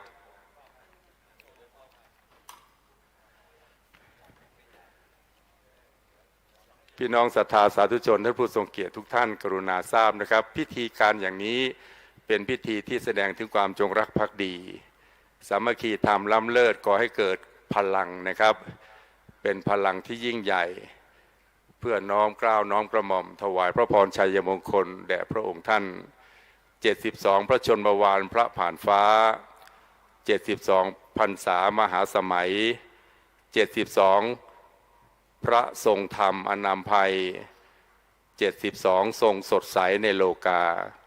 พระราชาพระศาสนาประชาราษฎร์ร่มเย็นหยาดศีลธรรมนำรักษาทรงส่งเสริมสงเผยแผ่แพร่บุญญาส่องดินฟ้าสว่างกระจ่างใจทรงครองธรรมนำประเทศทั่วเขตแคว้นเป็นปึกแผ่นแก่นสารการยิ่งใหญ่แผ่นดินธรรมแผ่นดินทองปกครองไทยพระรัตนตรัยเป็นหลักใจใบบัวบานยิ้มสยามงามจัญญาผาสุขพร้อมอุ่นอกอ้อมอิ่มกุศลผลไพศาลสรรพศาสตร์สรรพสิ่งยิ่งยาวนานน้อมสักการกราบพระองค์ทรงพระเจริญและจากนี้ท่านผู้ว่าราชการจังหวัดเชียงใหม่จะได้จุดเทียนดูหนังสือเทศเพื่อเจ้าพนักงานเจ้าหน้าที่เชิญไปตั้งด้านข้างอาสนสงฆ์นะครับและตามด้วยจุดเทียนส่องธรรมและจุดเทียนเครื่องจุดเทียนเครื่องทองน้อยบูชาธรรมโดยลำดับนะครับจุดเทียนเครื่องทองน้อยบูชาธรรมตามเนติแบบแผนแบบธรรมเนียมแบบฉบับสมกับพิธีอันยิ่งใหญ่อันเนื่องในพระราชพิธีฉะนั้นสว่างนอกด้วยแสงไฟสว่างในด้วยแสงธรรมเพราะฉะนั้นน้ำทั้งหลายทั้งมวลในโลกนี้สู้น้ำธรรมะไม่ได้นะครับพระอาทิตย์ให้แสงสว่างในเวลากลางวันพระจันทร์ก็ให้แสงสว่างในเวลากลางคืนส่วนพระธรรมให้แสงสว่างทั้งกลางวันและกลางคืนดังนั้นสามให้คือหัวใจของโครงการนี้ทรงพระราชทานทุนคือให้ทุนทรงพระราชทาน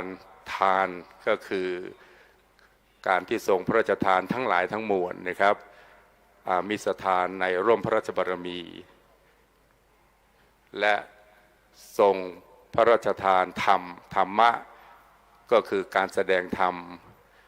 ในโครงการเทศนาธรรม4 ภาคทั่วไทยครั้งที่2หนเหนือนะครับ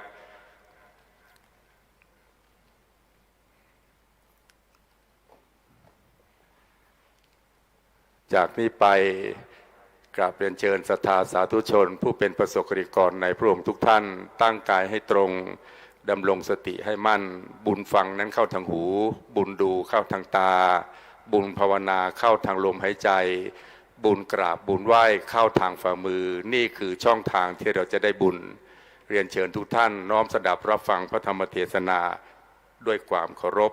โดยทั่วกันพรัมมาจโลกาธิปติสหัมปติกัดอัญชลีอนัติวรังอายาจทาสันติทะสัตตาปรชขชาติกาเท เทเสตุธัมมังอนุกรรมปิมังปะชัง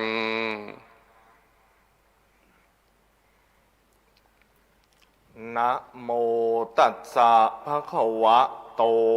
อะระหะโตสัมมาสัมพุทธัสสะนะโมตัสสะภะคะวะโตอะระหะโตสัมมาสัมพุทธัสสะนะโมตัสสะภะคะวะโตอะระหะโตสัมมาสัมพุทธัสสะเกวะลาเอสาภิกขเวสัพพุริสภูมิยะทิทังกตัญยุตังกะตะเวทิตังติ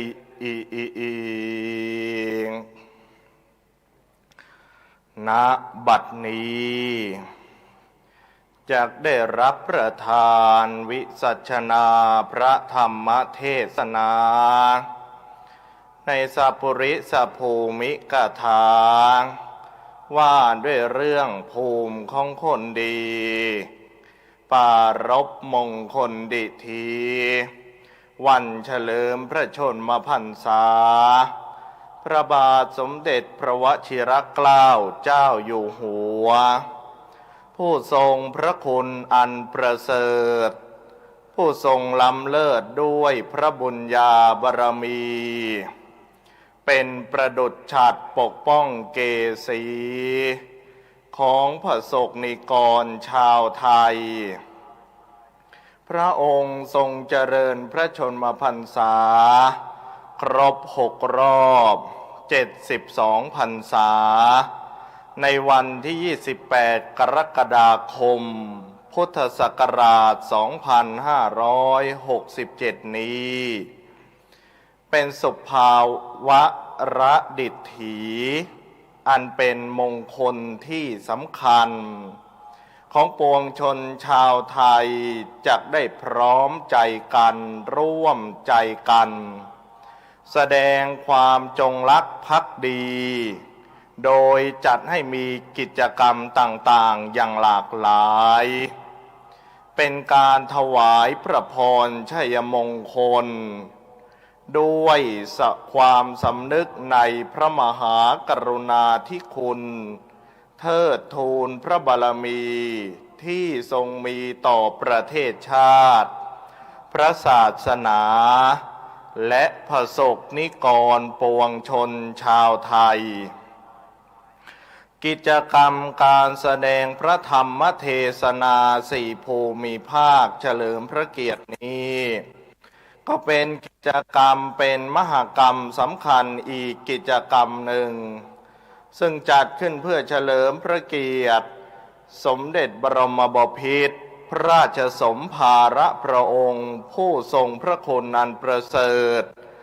บังเกิดเป็นโครงการจัดให้มีขึ้นทั่วประเทศไทยใน4 ภูมิภาคคือครั้งที่1 ภาคอีสานจัดแสดงที่มหาวิทยาลัยมหาจุฬาลงกรณราชวิทยาลัยวิทยาเขตขอนแก่นเมื่อวันที่26 มกราคมพุทธศักราช 2567 ครั้งที่2 ภาคเหนือจัดแสดงที่ศูนย์ประชุมและแสดงสินค้านานาชาติเฉลิมพระเกียรติจังหวัดเชียงใหม่ในวันที่ 4 เมษายน พุทธศักราช 2567 คือวันนี้และจะมีครั้งที่ 3 ครั้งที่ 4 ในภูมิภาคต่อไปตามลำดับโครงการแสดงพระธรรมเทศนา4 ภูมิภาคเฉลิมพระเกียรตินี้ก็เป็นโครงการสื่อสารธรรมะสู่ประชาชนเพื่อหวังผลให้ประชาชนทุกภาคส่วนทั่วไทยสนใจธรรมะศึกษาและปฏิบัติธรรมะเป็นประการสำคัญเพราะ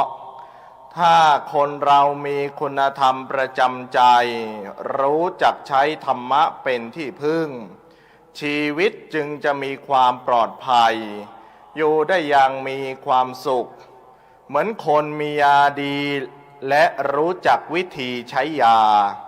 ย่อมบำบัดรักษาความเจ็บป่วยได้โดยสะดวก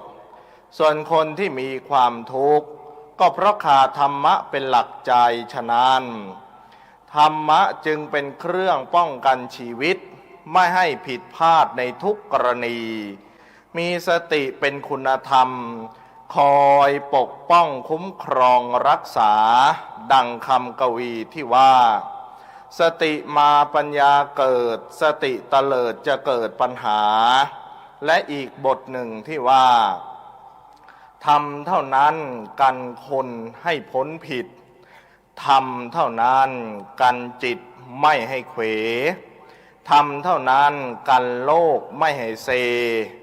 คนไม่เป๋เพราะทำป้องคุ้มครองคนธรรมะจึงมีความสำคัญที่จะช่วยป้องกันความทุกข์และสร้างความสุขให้แก่ชีวิต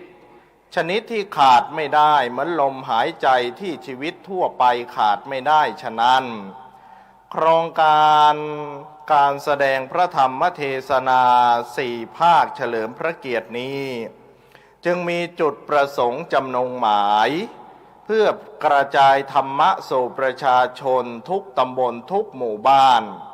ตามภูมิภาคต่างๆให้ถือธรรมะเป็นทางดำเนินชีวิตนับเป็นมหกรรมการเผยแพร่ธรรมครั้งประวัติศาสตร์ซึ่งเกิดขึ้นโดยอาศัยการมีส่วนร่วมของโครงการทุนเล่าเรียนหลวงสำหรับพระสงฆ์ไทยสำนักงานพระพุทธศาสนาแห่งชาติศูนย์การเผยแผ่พระพุทธศาสนาแห่งชาติวัดประยุรวงศาวาสวรวิหารคณะสงฆ์หนเหนืออันประกอบไปด้วยภาค 4 ภาค 5 ภาค 6 ภาค 7 รวม 16 จังหวัดคณะสงฆ์หนอื่นๆคณะสงฆ์จังหวัดเชียงใหม่และหน่วยงานราชการจังหวัดเชียงใหม่รวมทั้งพุทธศาสนิกชนชาวจังหวัดเชียงใหม่และจังหวัดใกล้เคียงได้พร้อมเพรียงกันจัดให้มีงานนี้ขึ้นด้วยสำนึกในพระมหากรุณาธิคุณ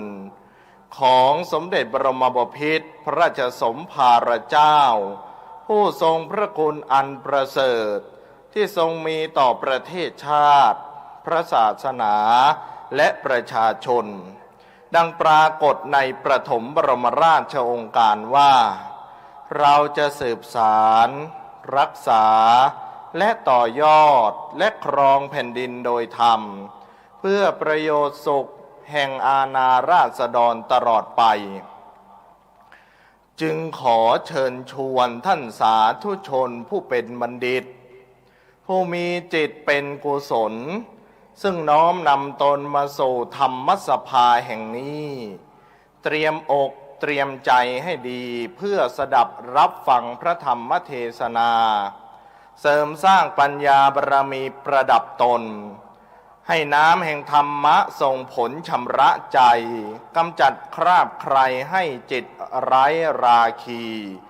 ดังกวีท่านว่าการฟังธรรมเหมือนน้ำชำระใจฟังไปใจผ่องไม่หมองสีน้ำธรรมะชำระใจไล่ราคีใจรักดีมีพลังเพราะฟังธรรมพระธรรมเทศนากันแรกของวันนี้จากชี้แจงแสดงเป็นภาษาไทยกลางโดยวิสัชนาในสัพปริสภูมิกถาว่าด้วยเรื่องภูมิของคนดีอันมีพระบาลีปรากฏตามบทอุเทศเบื้องต้นนั้นว่าเกวลาเอสาภิกขเวสัพปริสภูมิยะทิทังกตัญยุตากตเวทิตาแปลความว่าภิกษุทั้งหลายความกตัญญูกตเวทีทั้งหมดนี้เป็นภูมิของคนดีดังมีสาระจะได้วิสัชนาอรรถาธิบายต่อไปในเบื้องต้น ขอเชิญท่านสาธุชนมาทำความเข้าใจในคำว่าสัพบุรุษกันก่อนคำว่าสัพบุรุษแปลว่าคนดีคนดีคือใครส่วนใหญ่เข้าใจกันดีอยู่แล้วจักไม่วิสัชนาให้เสียเวลาของท่านผู้ฟังแต่จะยกคำว่าภูมิมาวิสัชนาอธิบายเป็นเบื้องต้น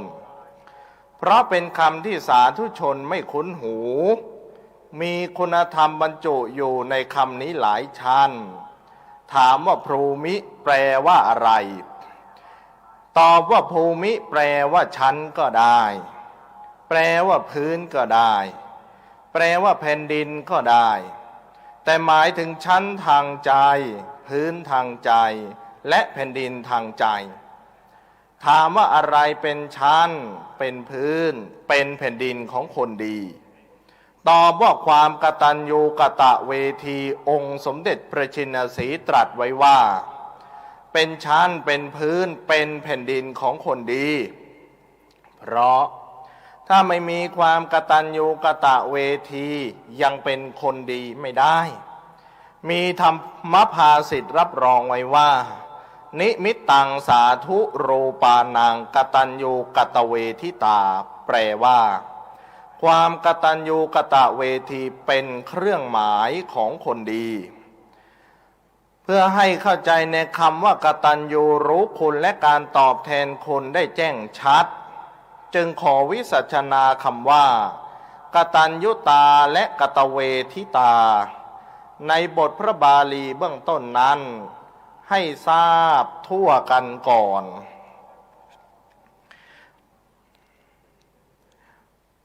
ในความกตัญญูกตเวทีแปลว่าความรู้จักพระคุณของท่านคำว่ากตเวทีแปลว่าความรู้จักตอบแทนพระคุณของท่านหมายความว่าเมื่อเราได้อุปการะจากผู้ใดหรือจากสิ่งใดจะโดยตรงหรืออ้อมก็ตามก็จดจำคุณนั้นๆไว้ได้และสำนึกถึงบุญคุณนั้นอยู่เสมอเมื่อมีโอกาสก็ตอบแทนทันทีด้วยตระหนักถึงพระคุณนั้นนี่คือลักษณะของคนกตัญญูกตเวทีเป็นคนดีที่สังคมต้องการคนกตัญญูกตเวทีเป็นลูกของใครพ่อแม่ก็มีสุขเป็นศิษย์ของใครครูอาจารย์ก็ปลื้มใจคนกตัญญูกตเวทีเป็นพลเมืองที่ดีเป็นพุทธศาสนิกชนที่ดีเพราะใจของเขาดีมีความกตัญญูกตเวทีเป็นหลักใจไม่ลืมพระคุณของผู้ที่มีคุณไม่ลืมคุณที่มีต่อตนเช่นไม่ลืมคุณสิ่งของเครื่องใช้ต้นไม้บ้านเรือนตลอดจนถึงประเทศชาติพระศาสนาในชีวิตคนเราแต่ละคนนั้นย่อมผูกพันกับผู้มีคุณมากมายผู้มีพระคุณทั้งหลายท่านเรียกว่าบุพการีชนในที่นี้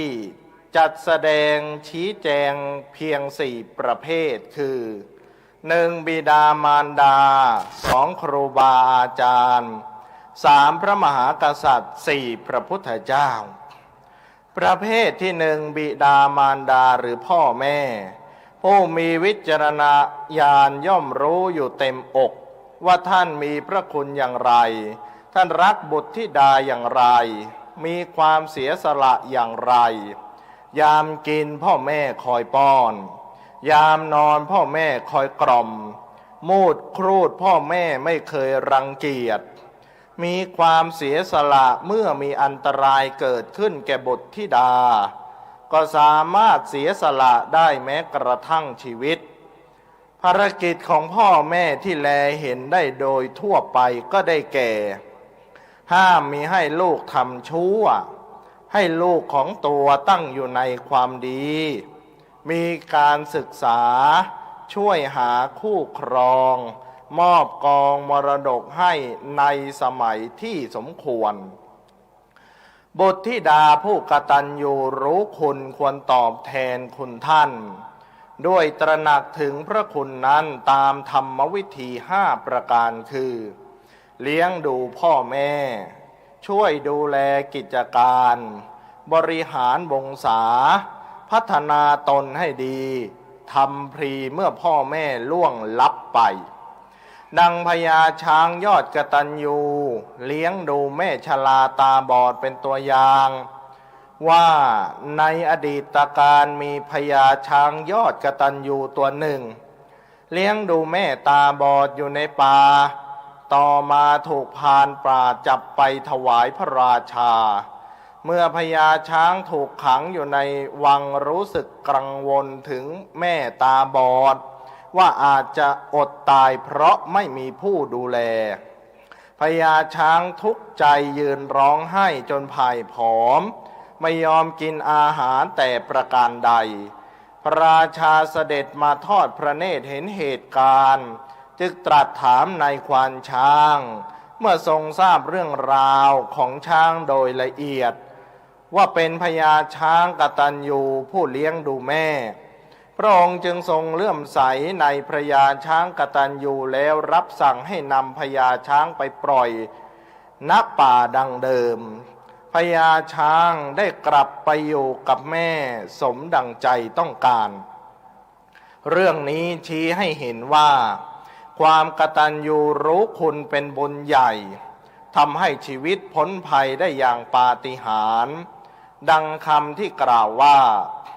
คนมีความกตัญญูคู่ใจนั้นตกน้ำไม่จมตกลมไม่ไปตกไฟไม่ไหม้ประเภทที่2ครูอาจารย์ซึ่งศิษย์ทั้งหลายควรสำนึกถึงคุณของท่านว่า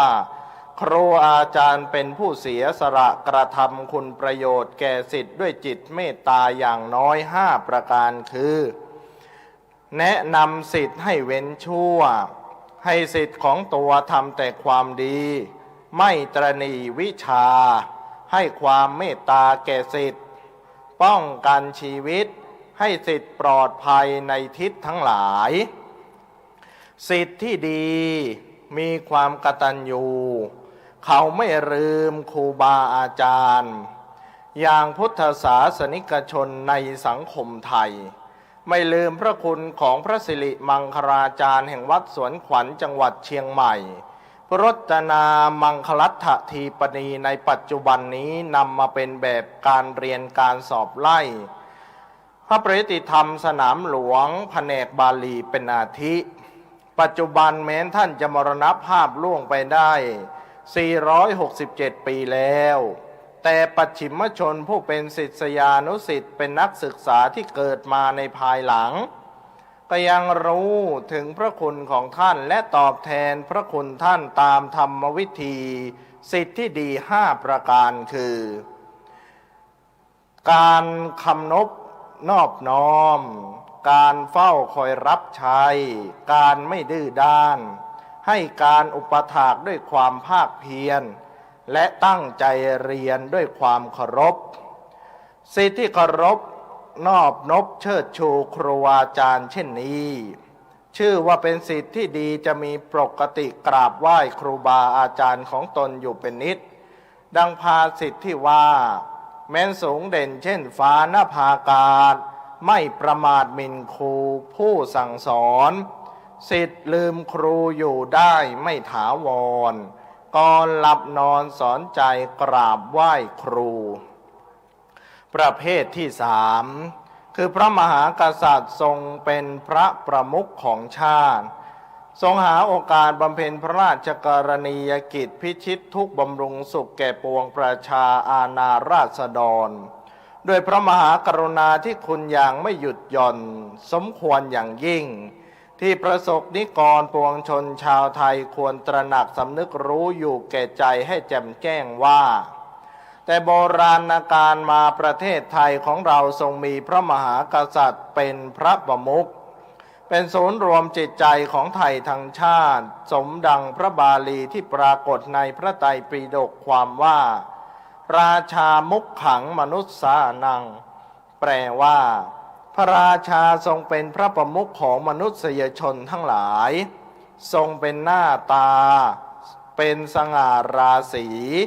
เป็นสัญลักษณ์ที่ดีมีคุณค่าของปวงชนชาวไทยเพราะบุรพมหากษัตริยาธิราชเจ้าทุกพระองค์ได้ทรงสละความสุขส่วนพระองค์ด้วยการกอบกู้เอกราชปกป้องรักษาคุ้มครองประชาราษฎร์ให้อยู่เย็นเป็นสุขตั้งแต่อดีตจนถึงปัจจุบัน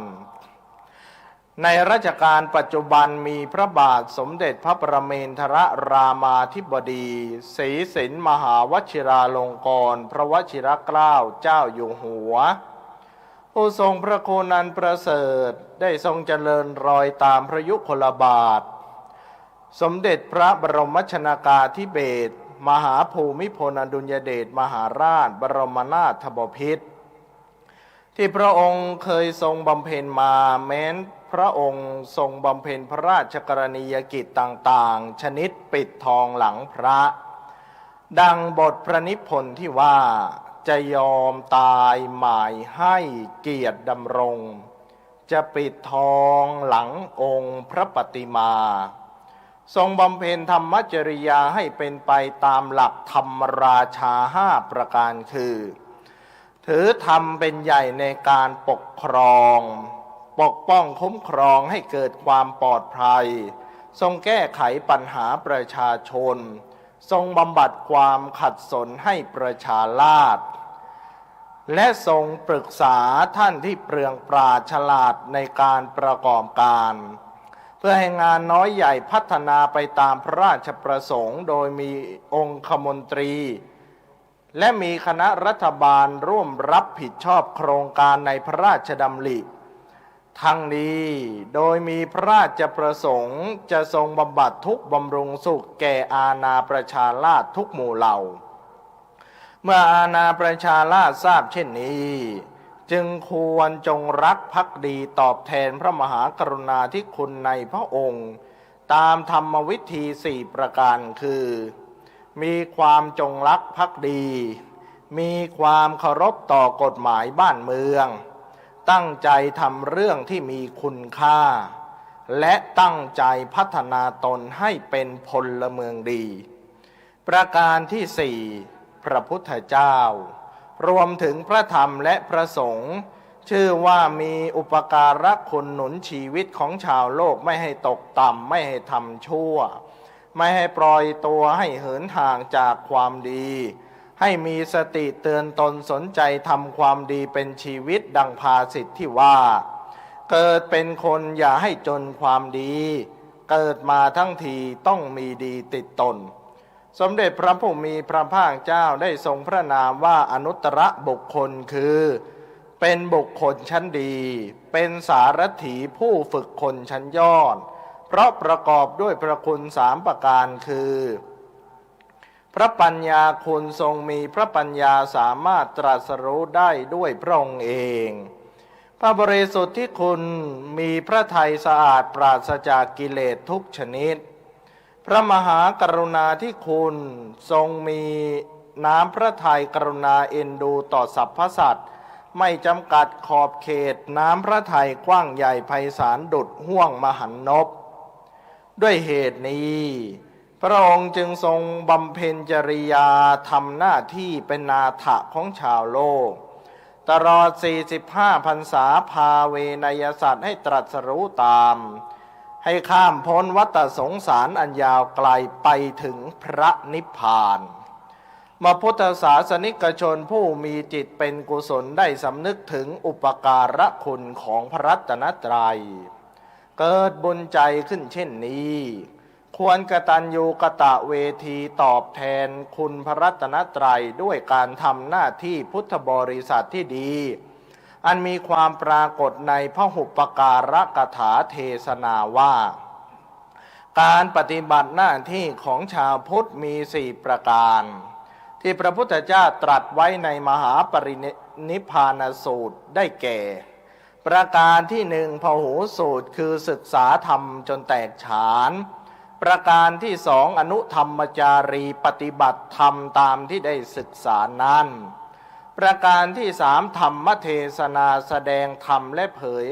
แผ่ธรรมประการที่สี่ปรับปวาทนิคหะอุปถัมภ์และปกป้องคุ้มครองพระพุทธศาสนาดังที่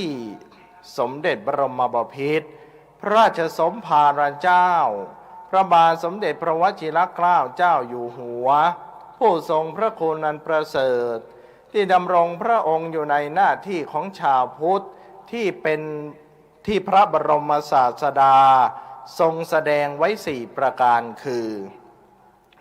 1. ทรงศึกษาธรรมบาลีด้วยพระองค์เอง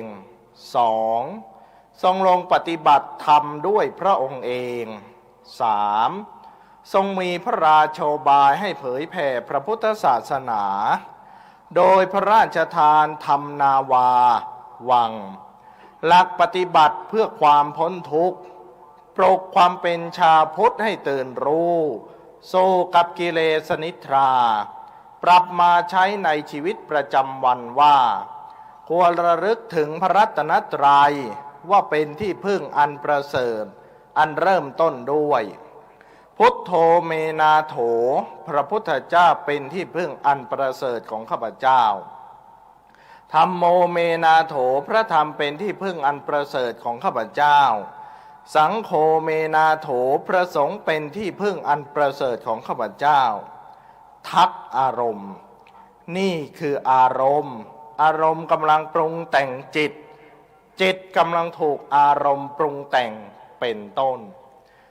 4. ทรงเป็นองค์เอกอัครศาสนูปถัมภกประกาศพระองค์เป็นพุทธมามกะมีพระรัตนตรัยเป็นสรณะให้ความอุปถัมภ์บำรุงพระพุทธศาสนาเป็นอเนกประการ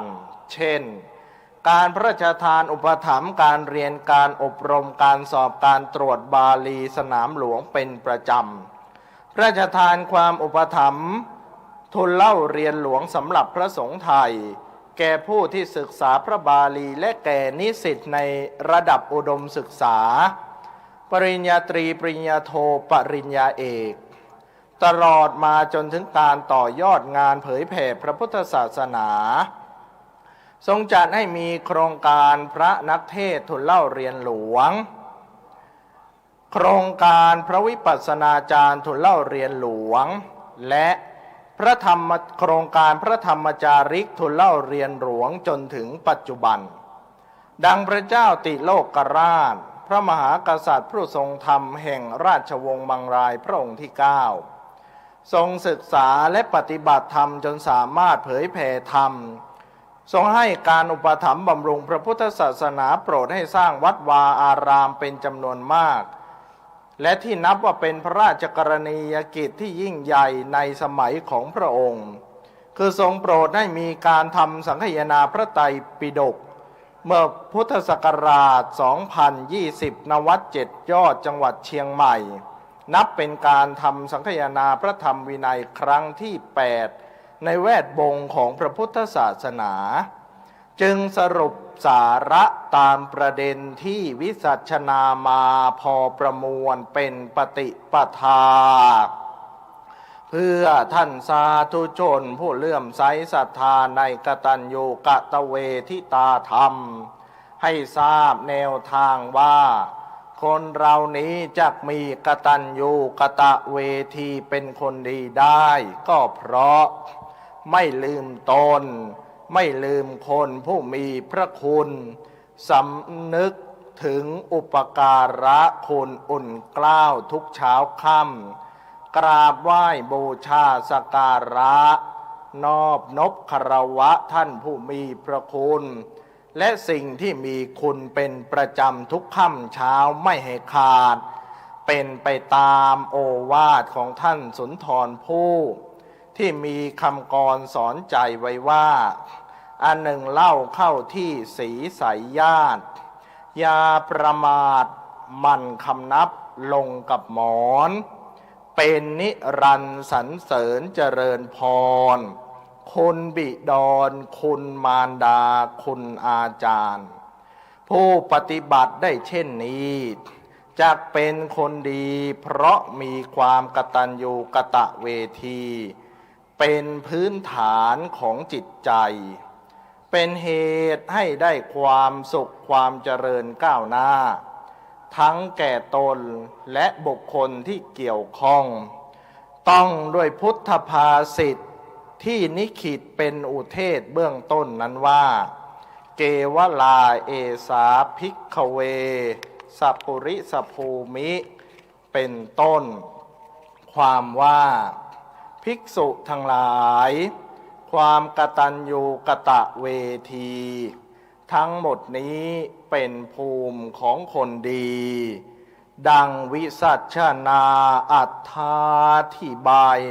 บรรยายมาเทศนาปริโยสาเนในที่สุดแห่งการวิสัชนาพระธรรมเทศนาในสัพปุริสภูมิกถานี้ขออานุภาพแห่งคุณพระศรีรัตนตรัยอดิไซยบุญญาเขตและกุศลพิเศษที่ได้จากธรรมทานคือการเทศนานี้บุญบารมีแห่งบูรพมหากษัตริย์เจ้าทุกพระองค์ตลอดถึงพระคุณของบิดามารดาครูบาอาจารย์เทวดาอารักษ์ผู้มีใจอารีมีเมตตาจงมารวมกันเป็นตบะเป็นเดชะเป็นพลวะปัจจัยเป็นนิสัยตามทรงเป็นมงคลภาสิทธิ์สำริดเป็นพระพรชัยมงคลถวายแด่สมเด็จบรมบพิตรพระราชสมภารพระองค์ผู้ทรงพระคุณอันประเสริฐเป็นการเฉลิมพระเกียรติวันเฉลิมพระชนมพรรษาพระบาทสมเด็จพระวชิรเกล้าเจ้าอยู่หัวครบ6 รอบ72 พรรษาที่จะมาถึงในวันที่28 กรกฎาคมพุทธศักราช 2567 นี้ให้เป็นไปตามมโนปณิธานของพุทธศาสนิกชนพระสงฆ์นิกรชาวไทยผู้จงรักภักดีที่มีอยู่ตามภูมิภาคทั่วไทยดังใจประสงค์จงทุกประการรับประทานวิสัชนาพระธรรมเทศนามาโดยประสงค์ขอสมมุติยุติลงคงไว้แต่เพียงเท่านี้เอวังก็มีด้วยประการฉะนี้สาธุสาธุสาธุอนุโมทามะครับนี่คือการแสดงพระธรรมเทศนากันที่1นะครับโดยท่านพระมหาภูวนาถอรุณเมธี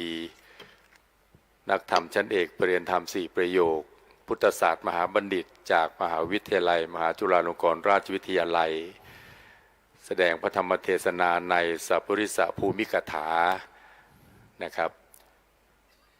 ท่านพระมหาภูวนาถอันองอาจทำอบอุ่นบุญรักษาพระนักเทศรุ่นที่1ซึ่งวาจาจรัสค่าจรุงคำฉ่ำชื่นใจสถิตวัดพระศรีมหาธาตุพิษณุโลกใบบุญโบกบริบทงามสดใสทั้งภูมิรู้คู่ภูมิธรรมน้อมนำชัยธรรมทานามัยอรรถรสบทพระธรรมนะครับนี่คือผลแห่งพระราชศรัทธาในองค์พระบาทสมเด็จพระวชิรเกล้าเจ้าอยู่หัวโดยเฉพาะอย่างยิ่งถ้าไม่หลับกันเสียก่อนท้ายๆของพระธรรมเทศนานั้นยิ่งใหญ่มาก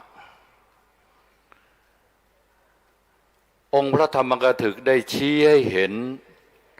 ว่าองค์พระบาทสมเด็จพระวชิรเกล้าเจ้าอยู่หัวองค์บรมธรรมิกมหาราชา ทรงทำในสี่สถานอันยิ่งใหญ่น้องนเรศหนึ่งทรงศึกษาพระบาลีด้วยพระองค์เองพระบาลีเป็นภาษาไขตู้พระไตรปิฎกไม่ใช่อย่างที่บางท่านเข้าใจคลาดเคลื่อนแล้วก็ไปลงเฟซบุ๊กว่าเรียนพระบาลีเรียนพระไตรปิฎกเพียง 0.5% พูดมาได้เขาเรียนกุญแจไขตู้พระไตรปิฎกเหมือนกับคนที่จบปริญญาเอกประวัติศาสตร์ไม่ได้รู้ประวัติศาสตร์ทั้งโลกประการที่สองในหลวงของเรารัชกาลที่10ทรงปฏิบัติธรรมพระราชาคณะพระเถระทุกรูปที่นั่งอยู่ในที่นี้หลายรูปได้รับอาราธนาให้เข้าไปถวายการสอนธรรมนำปฏิบัติประการที่สามทรงพระราชทานธรรมนาวา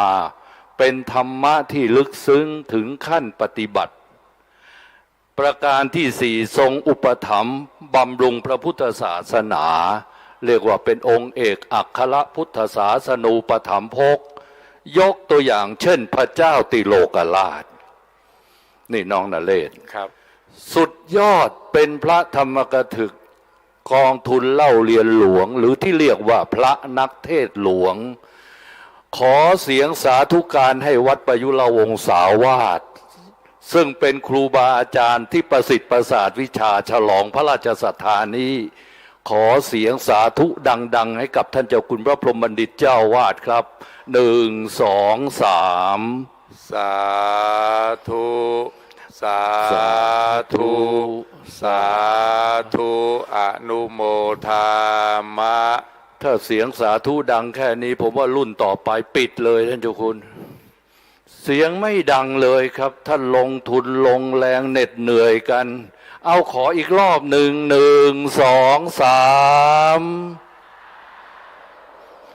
3ดังอีกครับชื่นใจแล้วนะฮะที่ดังน้อยเพราะว่าไปเฝ้าพระอินทร์เยอะเมื่อกี้ผมเดินไปสำรวจมาแล้วครับไม่เป็นไรตอนนี้ตื่นตาตื่นใจกันที่สองนะครับจะได้เริ่มต้นขึ้นนะครับการที่สองนี้ท่านพระครูสังฆภารวิมลราชทินานามนี้เป็นฐานานุกรมในฐานานุศักดิ์ของพระเดชพระคุณหลวงพ่อพระพรหมเสนาบดีเจ้าคณะภาค7นะครับพระคุณท่านเป็นเจ้าวาดวัดบ้านมอนอำเภอสันกำแพงจังหวัดเชียงใหม่วันนี้หลวงพ่อเจ้าคณะอำเภอนะครับมาอยู่ในมณฑลพิธีนี้ด้วยนะครับชื่นจิตเย็นใจพระในปกครองได้ขึ้นฉลองศรัทธานะครับนี่ถ้าเป็นสำนวนโบราณเขาบอกว่าเลี้ยงไก่มีเสียงขันครับคืออุปถัมภ์พระแล้วพระเทศเก่งครับท่านจบนักธรรมชั้นเอกนะครับแล้วก็เสกองค์ให้สำเร็จการศึกษารัฐประศาสนศาสตร์บัณฑิตและรัฐประศาสนศาสตร์มหาบัณฑิตทั้งปริญญาตรีและปริญญาโทนะครับญาติโยมต้องการจะทราบว่าวัดบ้านมอนมีกิจกรรมบำเพ็ญอะไรอย่างไรบ้างเข้าไปใน Facebook นะครับพระคุณท่านเผยแผ่ผ่านสื่อช่องทางนี้อย่างยิ่งใหญ่และก็อลังการดังนั้นบัดนี้ขอเรียนเชิญท่านผู้ว่าราชการจังหวัดเชียงใหม่ได้ขึ้นถวายตาลปัตรพัดลองแด่พระคุณท่านในกำหนดการนี้ขอเรียนเชิญครับการแสดงธรรมของพระสงฆ์สาวกของพระพุทธเจ้าจะเดินตามพุทธปฏิปทาประการหนึ่งคือแสดงธรรมเพื่อให้ผู้ฟังรู้ยิ่งเห็นจริงประการที่สองก็คือแสดงธรรมมีเหตุผลและประการที่สามก็คือแสดงธรรมเป็นอัศจรรย์โยมฟังไว้นะพระเทศดีจะต้องมี3เรื่องนี้ไม่ใช่ว่าไปฟังพระเทศแล้วหัวเราะกันสนั่นหวั่นไหวแล้วบอกองค์นี้เทศดีจังเลย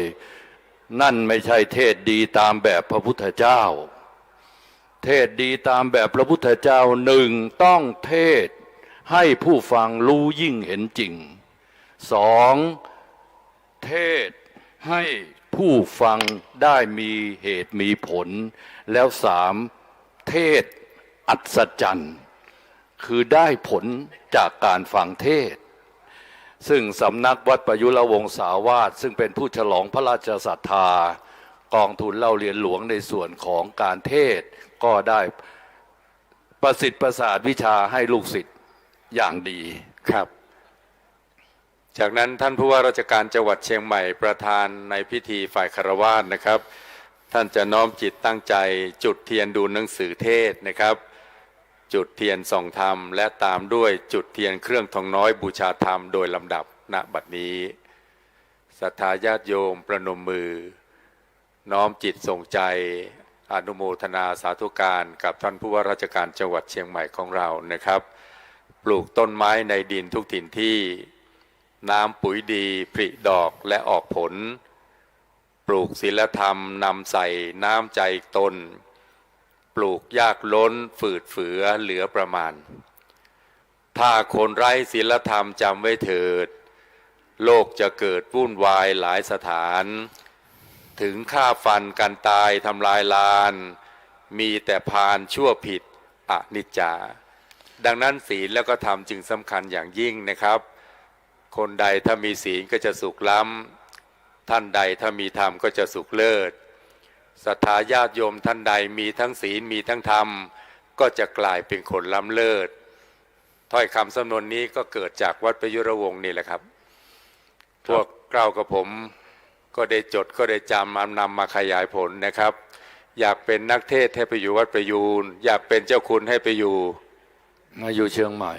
มาอยู่เชียงใหม่ได้เป็นเจ้าคุณแล้วไปกันได้นะอยู่เป็นสงฆ์ก็เป็นศีลแก่พระศาสนาลาสิกขาก็ให้มาเป็นอนุศาสนาจารย์นะครับเป็นนายพล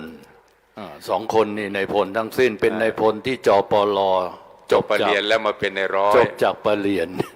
เพชรมณีใช่มีอยู่ทุกภูผากฤษณาใช่หาได้ทุกไพรสนแม้ช้างเผือกใช่เลือกได้ทุกตำบลยศนายพลใช่มีทั่วทุกครัวเรือนครับพระราชศรัทธาของในหลวงทำให้เกิดพระนักเทศธรรมาทองนักเทศหลวงและวันนี้ได้มาฉลองพระราชศรัทธาต่อหน้ามหาสังฆสมาคมนะครับจากนี้เชิญท่านเข้าสู่กำหนดการพระมาจโลกาธิปติสหัมปติ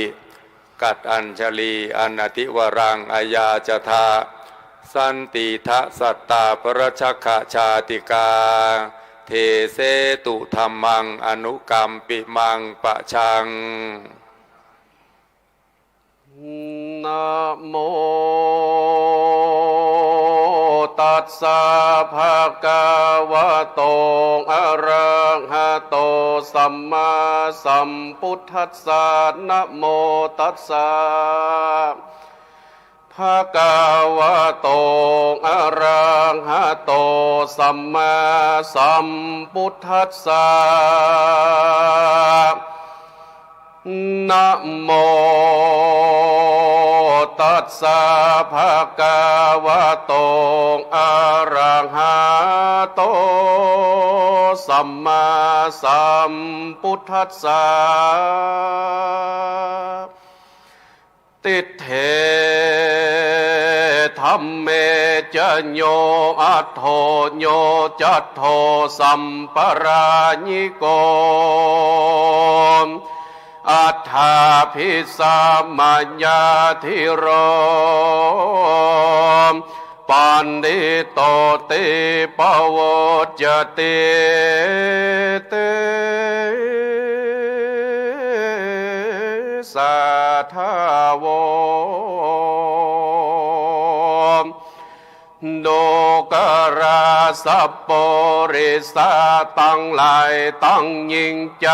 น้อยใหญ่อันพร้อมใจใฝ่ฟังธรรมสร้างกุศลกรรมวิเศษดังเฮาจักเตสนาในมังกาลาโอกาสพิเศษมงคลชาเลิมพระชนมาพรรษาพระบาทสมเด็จพระวชิรเกล้าเจ้าอยู่หัวบ่ให้คนมัวมืดบอดให้ได้แจ้งจอดตั้งดีขอ ศรัทธามียังเจือจักไฟเอื้อต่างบุญเป็นกุศลอันใหญ่ของศรัทธาจงตั้งไฟในธรรมได้สะนำในจิตเจตในห้องเหตุปันดิตกถามตามดังอาตมาจากได้วิสัชนาไปนานี้แหละนะสัทธะสำเนียงเสียงดังกึกก้องดังไปตัวห้องอาณาเผยแผ่ธรรมะสี่ภาคภาษาเทิดไทยราชาองค์พระเป็นเจ้าพระวัดสาการ6 รอบขวบเข้า72 ปีไขว้ครบ28 กรกฎาเวียนมาจวบพบฉลองตัวห้องเมืองไทยศูนย์แห่งธรรมะจัดเกียมขานไขธรรมะบรรยายตัวไทยแขวนห้องเป็น4 ภาษานำมากล่าวท่องลวดลายตำนองแต่งไว้นำมาแสดงเทิดพระบาทไทยให้เจ้าโลกได้ดาฟังนักปราชญ์บัณฑิตเตี้ยงมั่นสัจจังอภิวาตังปูจาตัวห้องจัดการจัดงานตามความถูกต้องห่วมใจไฟปลองใกล้ชิดพระพรหมบัณฑิตตั้นมีแนวคิดหลายฝ่ายห่วมเข้ามางานขึ้นสู่หนเหนือรวมใจผสานหลายฝ่ายช่วยงานสืบสานเตื่อมใกล้พระพรหมเสนาบดีติไว้เป็นเจ้าคณะภาค7เป็นเก้าเป็นการจัดการสำเร็จสมพระเกียรติเจ้าราชาสำนักวัฒนธรรมสำนักพุทธศาสนาข้าราชการนานาตัวเจียงใหม่แก้วเจิญห่วมฟังธรรมกำงามผ่องแผ้วเจิญแผ่วเอาอาพี่น้องศรัทธาตั้งหลายยิงใจตัวตองมนิดนั่งท่าดาฟังเจิญมาพร่ำพร้อมน้อมใจสนำก้อยตั้งใจฟังธรรมะดังอันจักได้แสดงตามแนวขีดขั้นสาลิกาธรรมเรียบไว้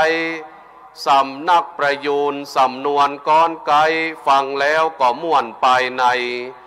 ปันดิตะธรรมมาพิสมัยจักบรรยายไปให้ฟังเป็นข้อ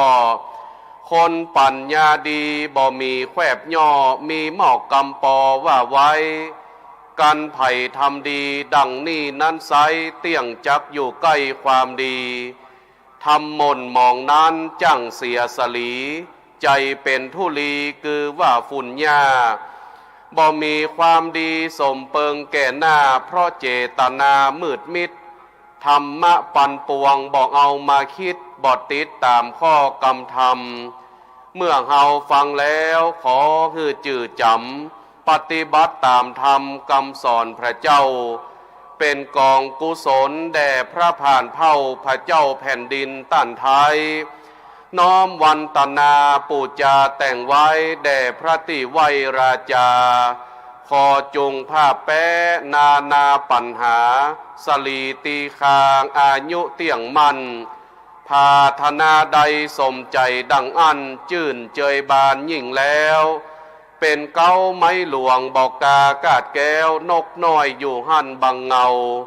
โพดหมู่ไผ่ฟ้าบ่ได้มองเหงาเพราะว่าไทยเฮาไว้สาเหนือเก้า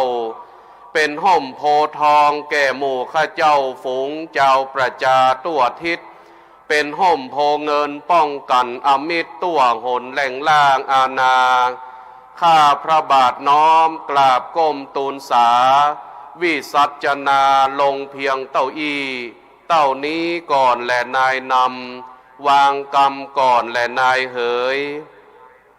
เนื่องในปีมหามงคลเฉลิมพระชนมพรรษา6 รอบ 72 พรรษา พระบาทสมเด็จพระวชิรเกล้าเจ้าอยู่หัวผู้ทรงพระคุณอันผาเสริฐโครงการพระนักเตะทุนเล่าเรียนหลวงสำรับพระสงฆ์ไทยร่วมกับทางศูนย์การเผยแผ่พระพุทธศาสนาแห่งชาติโครงการอบรมพระนักเตะทุนเล่าเรียนหลวงสำนักวัดประยุรวงศาวาสวรวิหารสำนักงานพระพุทธศาสนาแห่งชาติรวมถึงหน่วยงานข้าราชการจังหวัดเชียงใหม่พร้อมโดยพุทธศาสนิกชนทุกหมู่เหล่าได้จัดให้มีโครงการเทศนาธรรม4 ภาคทั่วไทยครั้งที่2ประจำหนเหนือเพื่อเฉลิมพระเกียรติพระบาทสมเด็จพระวชิรเกล้าเจ้าอยู่หัวผู้ทรงพระคุณอันผาเสริฐโดยได้รับการอุปถัมภ์จากคณะสงฆ์หนเหนือจัดขึ้นณศูนย์ประชุมและแสดงสินค้านานาชาติเฉลิมพระเกียรติ7 รอบพระชนพรรษาตำบลจ้างเผือกอำเภอเมืองเชียงใหม่จังหวัดเชียงใหม่ในวันนี้พระบาทสมเด็จพระวชิรเกล้าเจ้าอยู่หัวพระองค์ทรงเป็นเอกอัครพุทธศาสนูปถัมภกยอยกพระพุทธศาสนาพระองค์ทรงเป็นที่เทิดทูนเป็นที่เคารพนบนอบของพระบรมวงศานุวงศ์เสนามาตรมนตรีข้าราชบริพารตลอดถึงปวงประสบกนิกรชาวไทยทุกหมู่เหล่าอันเป็นเหตุให้บรรดาพุทธศาสนิกเมธีชนผู้อยู่ใต้เบื้องพระยุคลบาทน้อมสำนึกรำลึกในมหากรุณาธิคุณ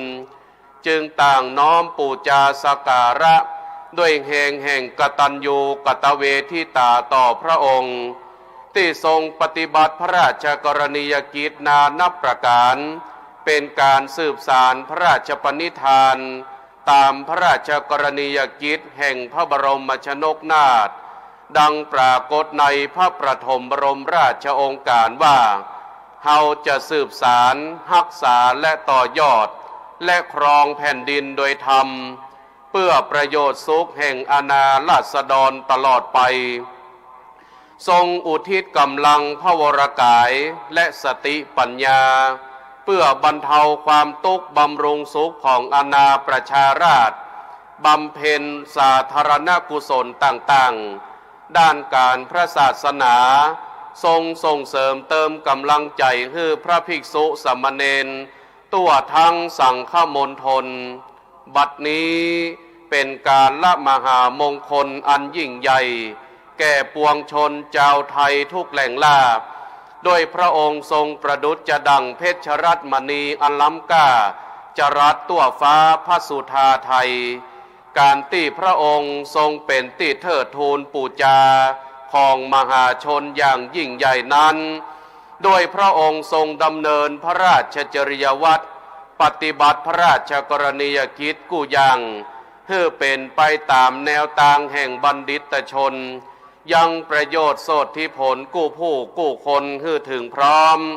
อันจะเป็นการเกื้อกูลต่อปวงนิกรชนทั่วทุกสารทิศตามพุทธภาษิตที่ว่าอัตตหิตังปรหิตังอุพยหิตังสัพพโลกหิตเมวะจินตยมโนจินเตติเป็นต้นแปลว่าบัณฑิตผู้มีปัญญานักเมื่อกึดย่อมกึดถึงประโยชน์เกื้อกูลตัวเก่าประโยชน์เกื้อกูลคนอื่นประโยชน์เกื้อกูลถึงสองฝ่ายและประโยชน์เกื้อกูลแก่เจ้าโลกตั้งปวงอย่างนี้แลคำว่าหิตะหมายถึงประโยชน์เกื้อกูลมี4 ประการได้แก่1อัตตหิตะประโยชน์เกื้อกูลตัวเก่า2ปรหิตะประโยชน์เกื้อกูลคนอื่น3อุพยหิตะประโยชน์เกื้อกูลตึงตัวเก่าและส่วนรวม4สัพพโลกหิตะประโยชน์เกื้อกูลเจ้าโลกตั้งปวงการประพฤติปฏิบัติตามประโยชน์ตึง4นั้นจัดเป็นคุณลักษณะของปัณฑิตนักปราชญ์ที่ปั้มเป็นประโยชน์ต่อตัวเก่าได้ต่อคนอื่นได้แม้แต่สังคมประเทศชาติก็ได้บัณฑิตในทางพระศาสนา หมายถึงผู้มีปัญญาตึงต่างโลกและต่างธรรมปัญญาในต่างโลกคือความรู้ในการประกอบอาชีพการงานจนมีฐานะอันมั่นคงเลี้ยงตัวเก่าและครอบครัวได้ส่วนความรู้ในต่างธรรมคือความรู้ที่ช่วยประคองชีวิตเพื่ออยู่ในตำนองคลองธรรมและช่วยให้รอดพ้นจากการถูกความทุกข์เซาะกร่อนบ่อนทำลายบัณฑิตที่แท้จริงนั้นจัดเป็นบุคคลที่สามารถปั้มเป่งประโยชน์ได้ตึงประโยชน์ภายนอกและประโยชน์ภายในสมในแห่งพระบาลีนิเคปบทที่ได้อัญเชิญไว้ณเบื้องต้นว่าติเถธัมเมจโยอัตโถโยจัตโถสัมปรายิโกเป็นต้นแปลความว่าคนมีปัญญาตั้นห้องว่าบัณฑิตเพราะหูประโยชน์สองประการคือประโยชน์เฉพาะหน้าและประโยชน์ระยะยาวประโยชน์เฉพาะหน้าคือทรัพย์ภายนอกที่ได้จากความรู้ในต่างโลกสำหรับประกอบอาชีพประโยชน์ระยะยาวคือทรัพย์ภายในหรืออริยทรัพย์ที่ได้จากความรู้ในต่างธรรมที่ช่วยประคองชีวิตบัณฑิตคือคนที่รู้จักแสวงหาประโยชน์สองประการดังพรรณนามากล่าวคือติถะธรรมิกถะหมายถึงประโยชน์ปัจจุบันเฉพาะหน้าเป็นรูปธรรมที่จับต้องได้เช่นบ้านเฮือนทรัพย์สินเงินทองเป็นต้นสัมปรายิกถะคือประโยชน์ระยะยาวหรือประโยชน์ชั้นสูงที่เป็นอริยทรัพย์ภายในจิตใจบัณฑิตในทางพระพุทธศาสนาบ่เพียงแต่รู้จักประโยชน์ปัจจุบันเฉพาะหน้าและประโยชน์ระยะยาวหรือประโยชน์ชั้นสูงแต่ยังปั้มเป่งประโยชน์ตึงสองประการตลอดเวลาท่านจึงเป็นสัพพบุรุษคือกัลยาณชนคนดีที่โลกต้องการสอดคล้องต้องกับลักษณะของคนดีที่องค์สมเด็จพระสัมมาสัมพุทธเจ้าทรงแสดงไว้ในสัพปุริสสูตรว่าสัพปุริโสภิกขเวกุเลชายมโนเป็นอาทิแปลความว่าภิกษุทั้งหลายคนดีเมื่อเกิดในตระกูลย่อมเกิดมาเพื่อประโยชน์เพื่อเกื้อกูลเพื่อความสุขแก่หมู่ชนเป็นอันนักพระบาทสมเด็จพระวชิรเกล้าเจ้าอยู่หัวพระองค์ทรงเป็นสัพพบุรุษคนดีที่ปั้มเป่งประโยชน์ไพศาลแก่ประเทศชาติพระศาสนาและสถาบันพระมหากษัตริย์เพราะทรงดำเนินตามพระบรมราโชวาทแห่งสมเด็จพระมหิดลาธิเบศรอดุลยเดชวิกรมพระบรมราชชนกที่ทรงแนะนำบุคลากรทางการแพทย์และพยาบาลต่อหนึ่งว่าขอให้ถือประโยชน์ส่วนตนเป็นที่สองประโยชน์ของเพื่อนมนุษย์เป็นกิจที่หนึ่งลาภทรัพย์และเกียรติยศจะตกแก่ท่านเองถ้าท่านทรงธรรมะแห่งอาชีพให้บริสุทธิ์โดยเหตุนี้พระบาทสมเด็จพระวชิรเกล้าเจ้าอยู่หัวผู้ทรงพระคุณอันผาเสริฐจึงทรงเน้นพระบรมราโชบายเรื่องกิจกรรมจิตอาสาโดยทรงพระกรุณาโปรดเกล้าให้จัดตั้งโครงการจิตอาสาพระราชทานซึ่งมีคำขวัญว่าเฮาทำความดีด้วยหัวใจนั่นก็คือประชาชนจิตอาสาร่วมกันปั้มเป่งประโยชน์ส่วนรวมด้วยความสมัครใจและเต็มใจ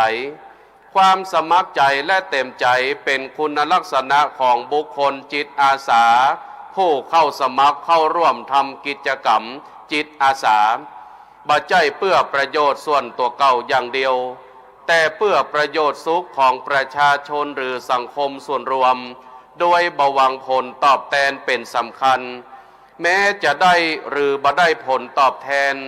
ก็ยังยินดีทำด้วยความเต็มอกเต็มใจคำสอนเรื่องจิตอาสานี้ได้สะท้อนอยู่ในพระพุทธดำรัสที่พระพุทธเจ้าทรงตรัสส่งพระอรหันต์60 รูปเพื่อไปประกาศพระศาสนาว่าจรทาภิกขเวจาริกังพหุชนะหิตายะพหุชนะสุขายะ โลกานุกรรมปายะแปลความว่าภิกษุทั้งหลายเธอทั้งหลายจงเตียวจาริกไปเพื่อประโยชน์เพื่อความสุขแก่คนเป็นอันนับเพื่ออนุเคราะห์แก่เจ้าโลกพระอรหันต์ถึง60 รูปได้ออกเดินทางไปทำหน้าที่ประกาศพระศาสนาได้กลายเป็นต้นแบบแห่งพระสงฆ์จิตอาสาในยุคต่อมาที่มุ่งปั้มเป็นประโยชน์ส่วนรวมเป็นสำคัญดังกรณีของพระสงฆ์รูปหนึ่งผู้เป็นตำนานของล้านนาได้ถือกำเนิดเกิดที่จังหวัดละปูนนามว่าครูบาเจ้าศรีวิจัยนักบุญแห่งล้านนาเป็นที่กล่าวขานว่าท่านนั้นเป็นพระนักจิตอาสาต้นบุญต้นแบบของล้านนา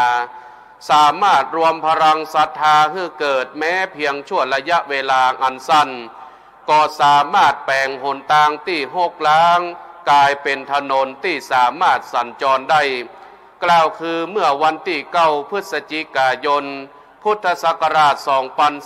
2477 ครูบาเจ้าศรีวิจัย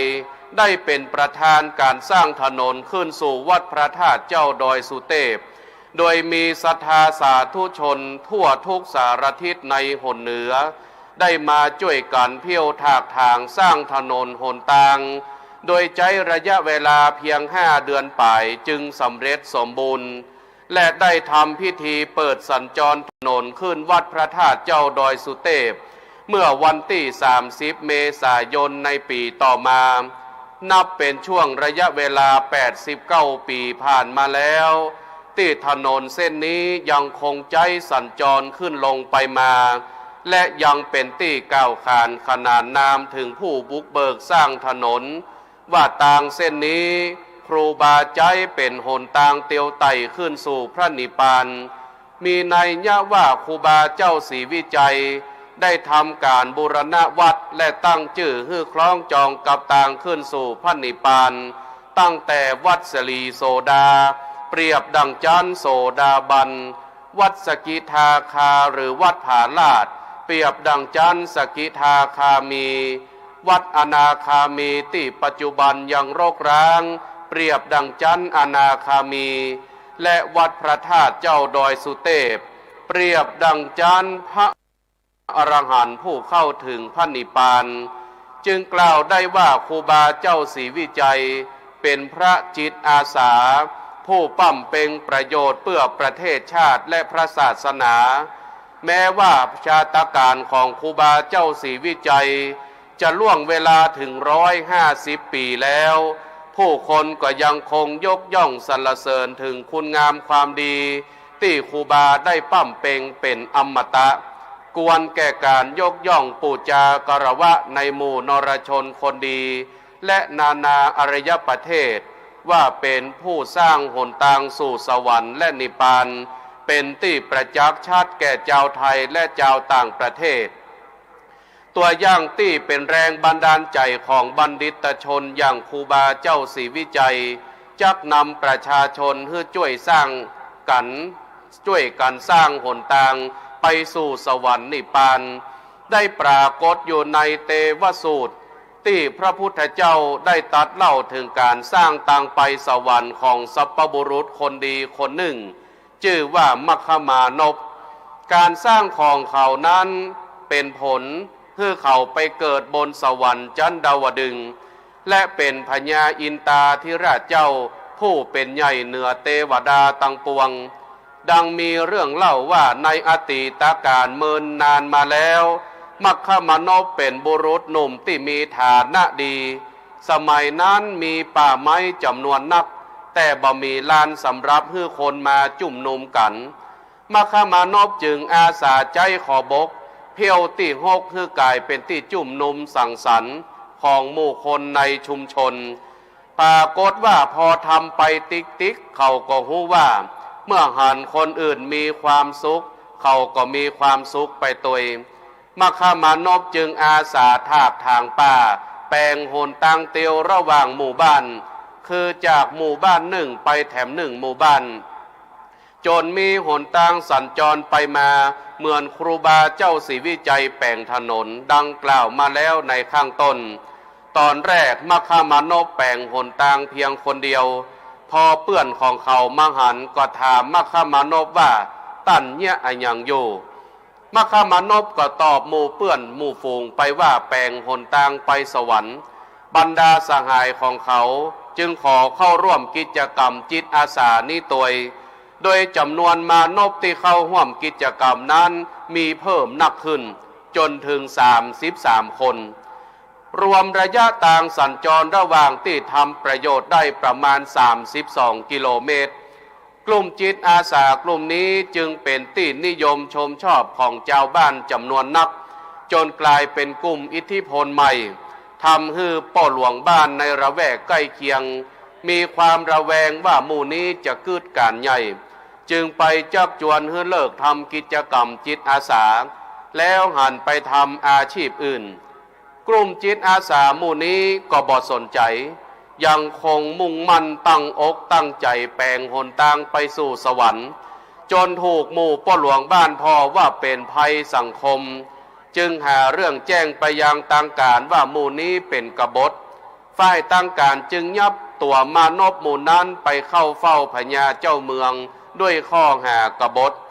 พญาเจ้าเมืองก็ทรงเชื่อกรรมดังกล่าวจึงได้สั่งประหารชีวิตถึง33 คนโดยยับให้นอนเรียงกันเป็นแถวแล้วก็ใส่จ้างตัวใหญ่ให้ย่ำหมู่มานพหมู่นั้นแต่จ้างก็บ่ยอมย่ำพระเจ้าเมืองจึงสั่งให้นำศาสตร์มาคลุมหมู่มานพถึง33 คน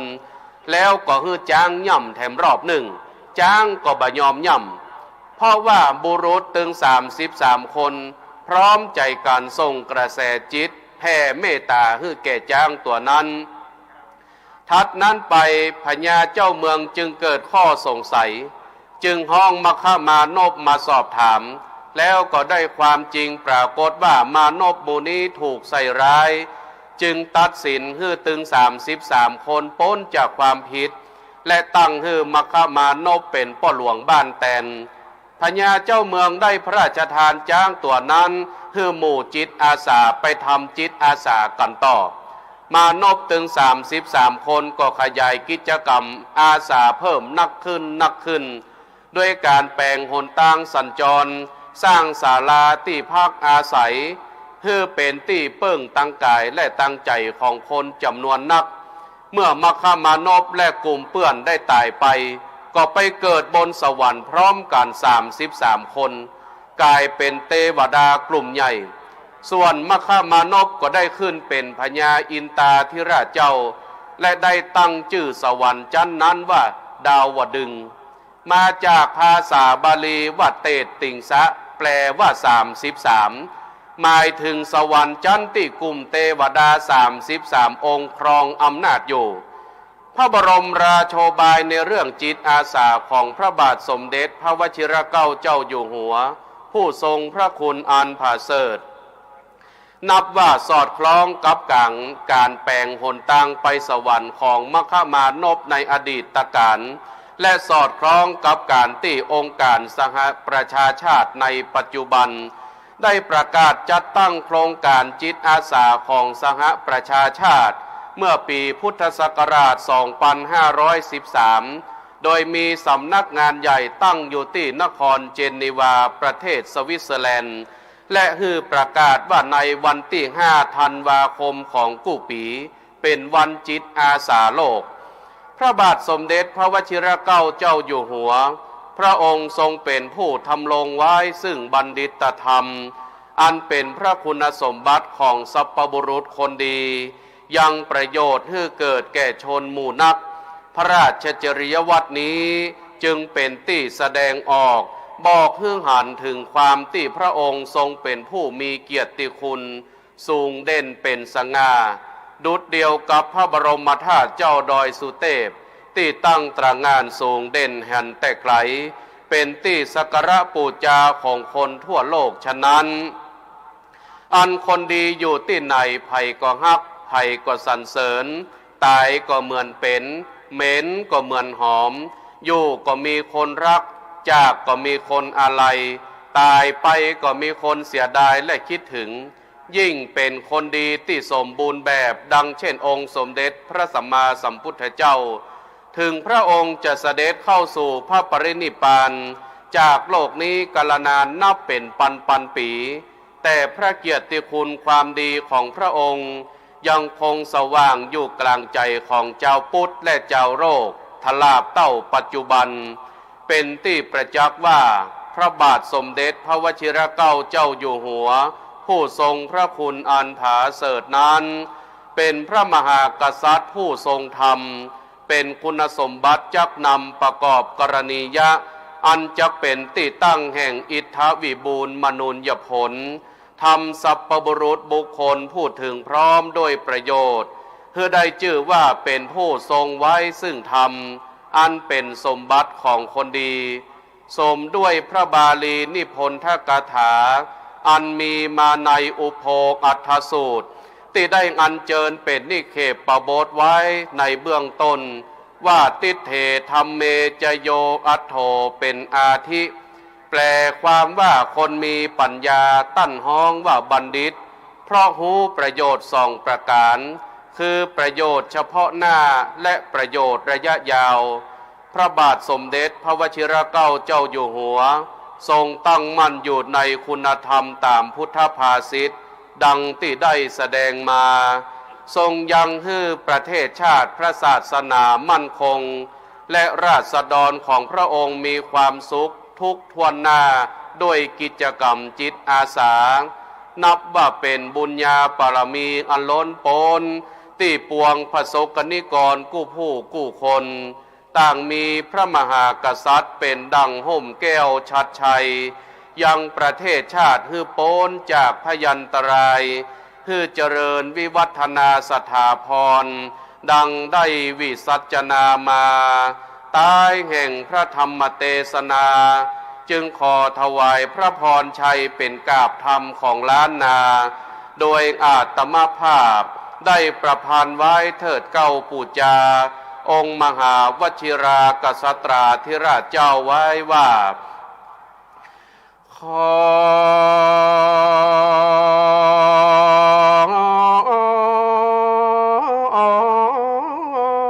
อัญเชิญพระสรีรัตนาแก้วเจ้ามาปกห่มกล้าวเป็นสาลี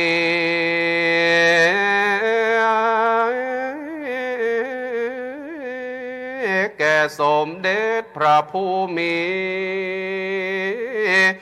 มหาวชิราชาที่ทรงเจริญพระชนครบ72พระพรรษา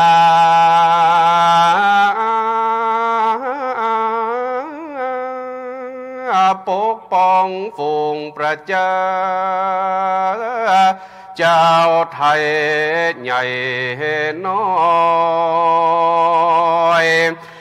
ได้หายความตามมาก็มีชีวิตอยู่ปอเปียงขอทรงจำเริญด้วยสำเนียงเสี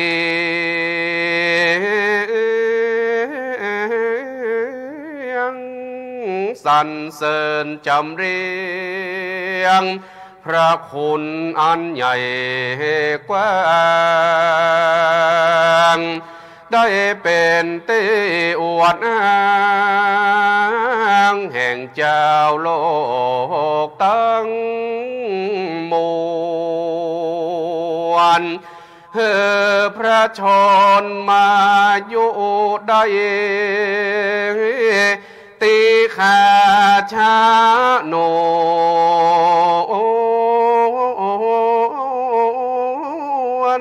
บัวรำมวนร้อยสาวขวบเข้า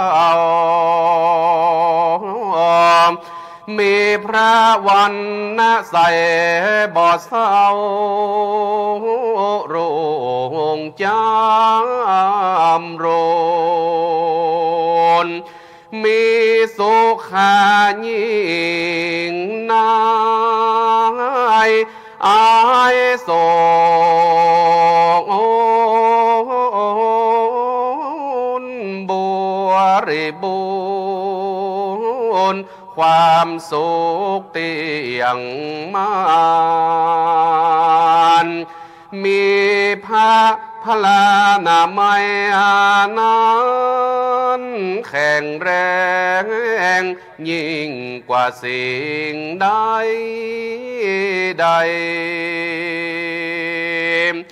ทรงจำเริญพระธรรมไมอยู่ในละใจไอสูนสิริสมบูรณ์ใหญ่กว้างทรงเป็นโพธิ์ทองสาลังปกห่มพี่น้องเจ้าไทยใจอย่าตุกทรงพระเจริญสดใส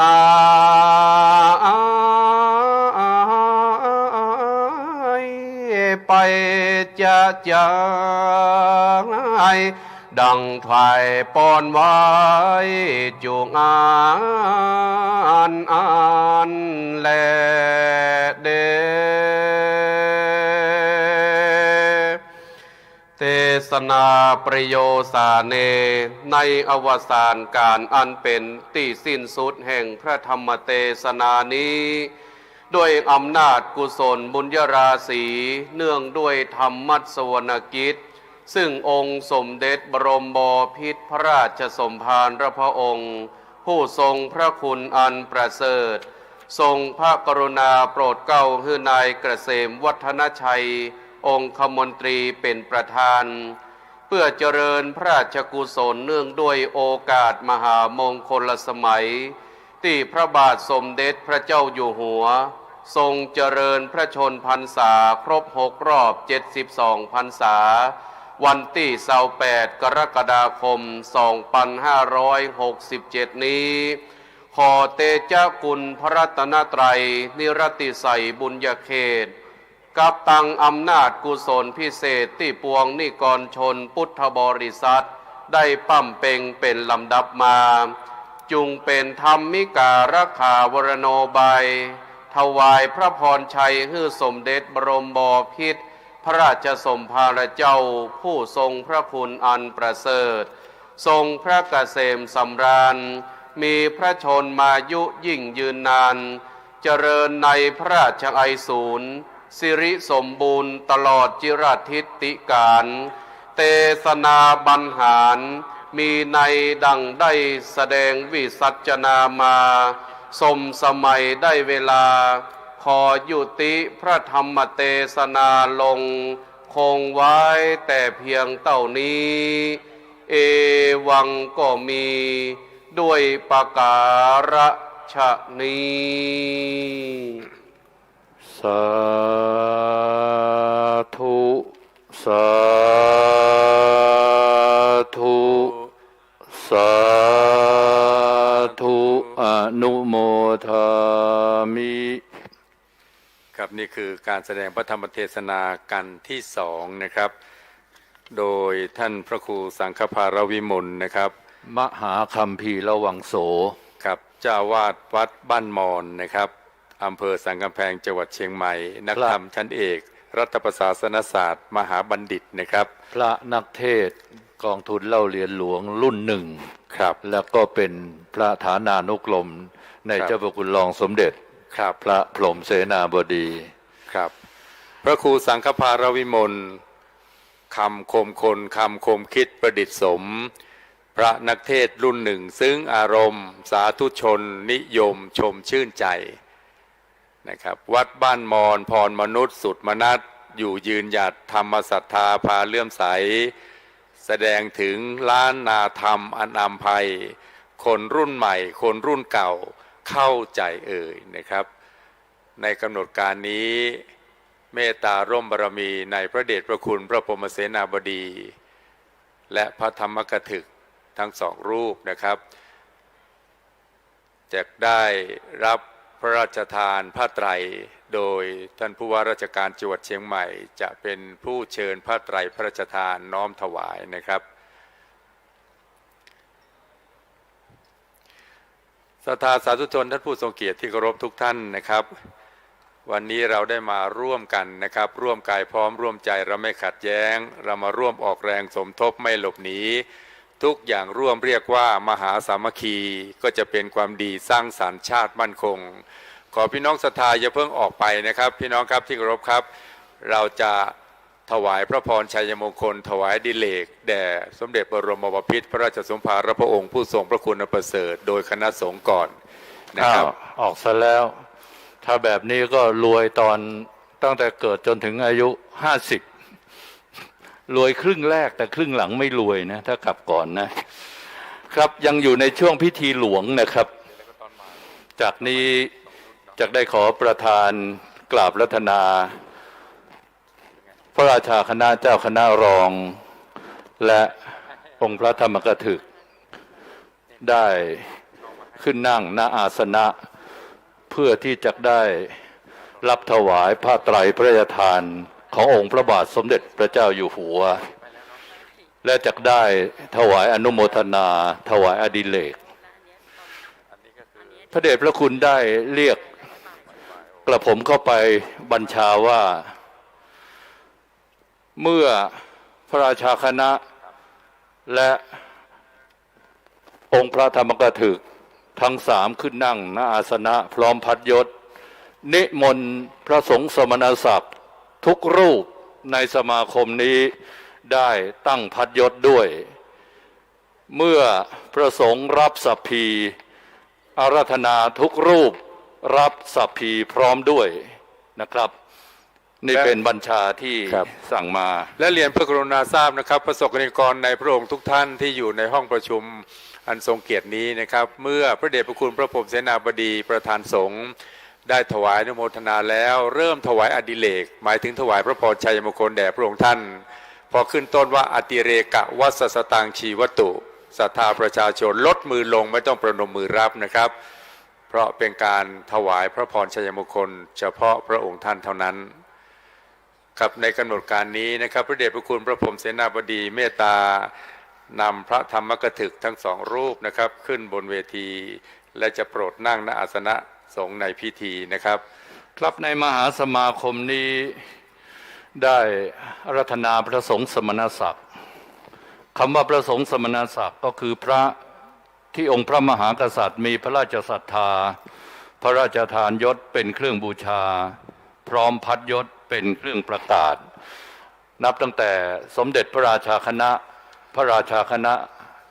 รองสมเด็จและพระราชาคณะตามลำดับซึ่งในวันนี้มีหลาย10รูปนะครับเดี๋ยวเราจะได้ขอประธานอนุญาตกราบถวายราชทานนามเพื่อกรุณาทราบและถวายอนุโมทนาท่านทั้งหลายครับพระเดชพระคุณหลวงพ่อพระพรหมเสนาบดีตรีปิฎกบุญสาธกศีลธรรมนำสืบสารพระเดชพระคุณญาณวีโรบุญโอรานสร้างตำนานปฐุมคงคาบารมีร่มโพทองผ่องประพัดจัดหลัดล้ำร่มโพธรรมส่องสว่างทางวิถีร่มพระอารามปฐุมคงคามหานาทีร่มบารมีสมณธรรมชื่นฉ่ำใจโปรดเป็นประธานในการบัดนี้นะครับครับในมหาสมาคมนี้กอบด้วยรองสมเด็จพระราชาคณะหรือพระราชาคณะเจ้าคณะรอง3รูปนะครับหนึ่งนั้นคือพระเดชพระคุณพระพรหมบัณฑิตหนึ่งนั้นคือพระเดชพระคุณพระพรหมวัชระเมธีวัดอรุณราชวรารามและหนึ่งนั้นคือพระเดชพระคุณพระพรหมเสนาบดีวัดปทุมคงคาซึ่งอยู่บนอาสนะนั้นนะครับครับพระเดชพระคุณพระราชาคณะชั้นหิรัญญบัตรทั้ง3รูปโปรดมาเป็นประธานในพิธีการนี้นะครับแต่ณอาสนะนั้นรองสมเด็จพระราชาคณะเพียง1รูปที่เป็นประธานอีก2รูปเป็นพระนักเทศน์กองทุนเล่าเรียนหลวงดังที่กล่าวแล้วครับครับขอเรียนเชิญท่านผู้ว่าราชการจังหวัดเชียงใหม่ ได้เชิญผ้าไตรพระราชทานน้อมถวายณบัดนี้ครับศรัทธาสาธุชนทุกท่านน้อมจิตส่งใจตั้งกายให้ตรงดำรงสติให้มั่นในกำหนดการอันสำคัญนี้ทรงพระกรุณาโปรดพระราชทานผ้าไตรเชิญมาเพื่อน้อมถวายแด่พระสงฆ์ในโครงการเทศนาธรรม4 ภาคทั่วไทยครั้งที่ 2 หนเหนือทรงพระราชทานทุนทรงพระราชทานธรรมทานและทรงพระราชทานทางที่บำเพ็ญอยู่ในขณะนี้ที่บำเพ็ญในวันนี้ครับท่านผู้ว่าราชการจังหวัดเชียงใหม่เชิญผ้าไตรพระราชทานน้อมถวายพระเดชพระคุณหลวงพ่อพระพรหมเสนาบดีน้อมถวายแด่ท่านพระมหาภูวนาถอรุณเมธีพระนักเทศน์ทูลเล่าเรียนหลวงรุ่นที่1และท่านพระครูสังฆภารวิมลมหาคัมภีร์ระวังโสทั้งสองรูปได้ถวายพระพรด้วยธรรมทานในองค์พระบาทสมเด็จพระเจ้าอยู่หัวควรแก่การอนุโมทนายิ่งนักท่านพระครูสังฆภารวิมลได้ยกจิตอาสานำทางสู่สวรรค์นิพพานโดยยกมคมานพหรือพระอินทร์เป็นนิทัศนะและได้ถวายพระเกียรติองค์พระบาทสมเด็จพระวชิรเกล้าเจ้าอยู่หัวว่าเป็นธรรมบัณฑิตเชกเช่นกับยอดพระมหาเจดีย์ดอยสุเทพและได้ยกปฏิปทาของครูบาเจ้าศรีวิชัยเป็นจิตอาสาในฝ่ายสงฆ์บัดนี้พระสงฆ์ทั้งนั้นจักได้ถวายอนุโมทนาถวายอดิเรก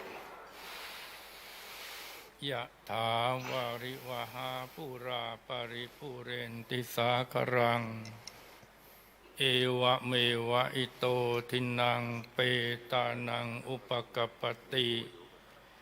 อิชิตังปฏิตังตุมหังคิปเมวะสมิจจตุสัพเพปุเรนตุสังกปาจันโทปนรโสยถามณิโชติระโสยถาสัพเพเตโยวิวันจันตุสัมภโรโควินาศตุมาเตภวัตวันตรายโย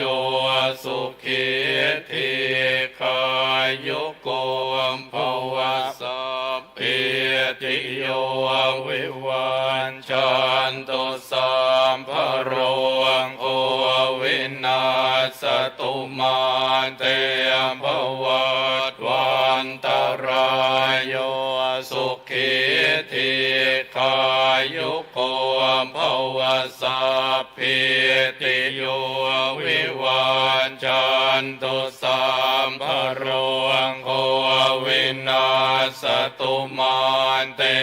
ภวัตวันตรายโยสุขิธิคายุโกภวะอภิวาทนาสิริสเนจังโวตาปจายโนจัตตารโอธรรมาวันทันติอายุวันโนสุขังภะลังโสอัตถ ลันโตสุขิโตวิรุณโหโพนทัสสะสเนอโรโคสุขิโตโหหิสหัสสะเพหิยติภิโสอัตถลันโตสุขิโตวิรุณโหโพนทัสสะสเนอโรสุขิโตโหหิสหัสสะเพหิยติภิโสอัตถลันโตสุขิโตวิรุณโหโพธัสสะสเนอโรโพสุขิโตโหหิสหัสสะเพหิยติภิ ติเรกวัสส ลดมือลง ชีวโตอติเรกวัสสตังชีวโตอติเรกวัสสตังชีวโตทีคายุโกโหตุอโรโกโหตุทีคายุโกโหตุอโรโกโหตุสุกิโตโหตุปรเมนตมหาราชาสิทธิกิจจังสิทธิกัมมังสิทธิลาโภชโยนิจังปรเมนทมหาราชาวรสะภวตุสัพพทาขอถวายพระพรภวตุสัพพมังคลังรักขันตุสัพพเทวตาสัพพพุทธานุภาเวนัสสัทธาโสทิภวันตุเตภวตุสัพพมังคลังรักขันตุสัพพเทวตาสัพพธรรมานุภาเวนัสสัทธาโสทิภวันตุเตภ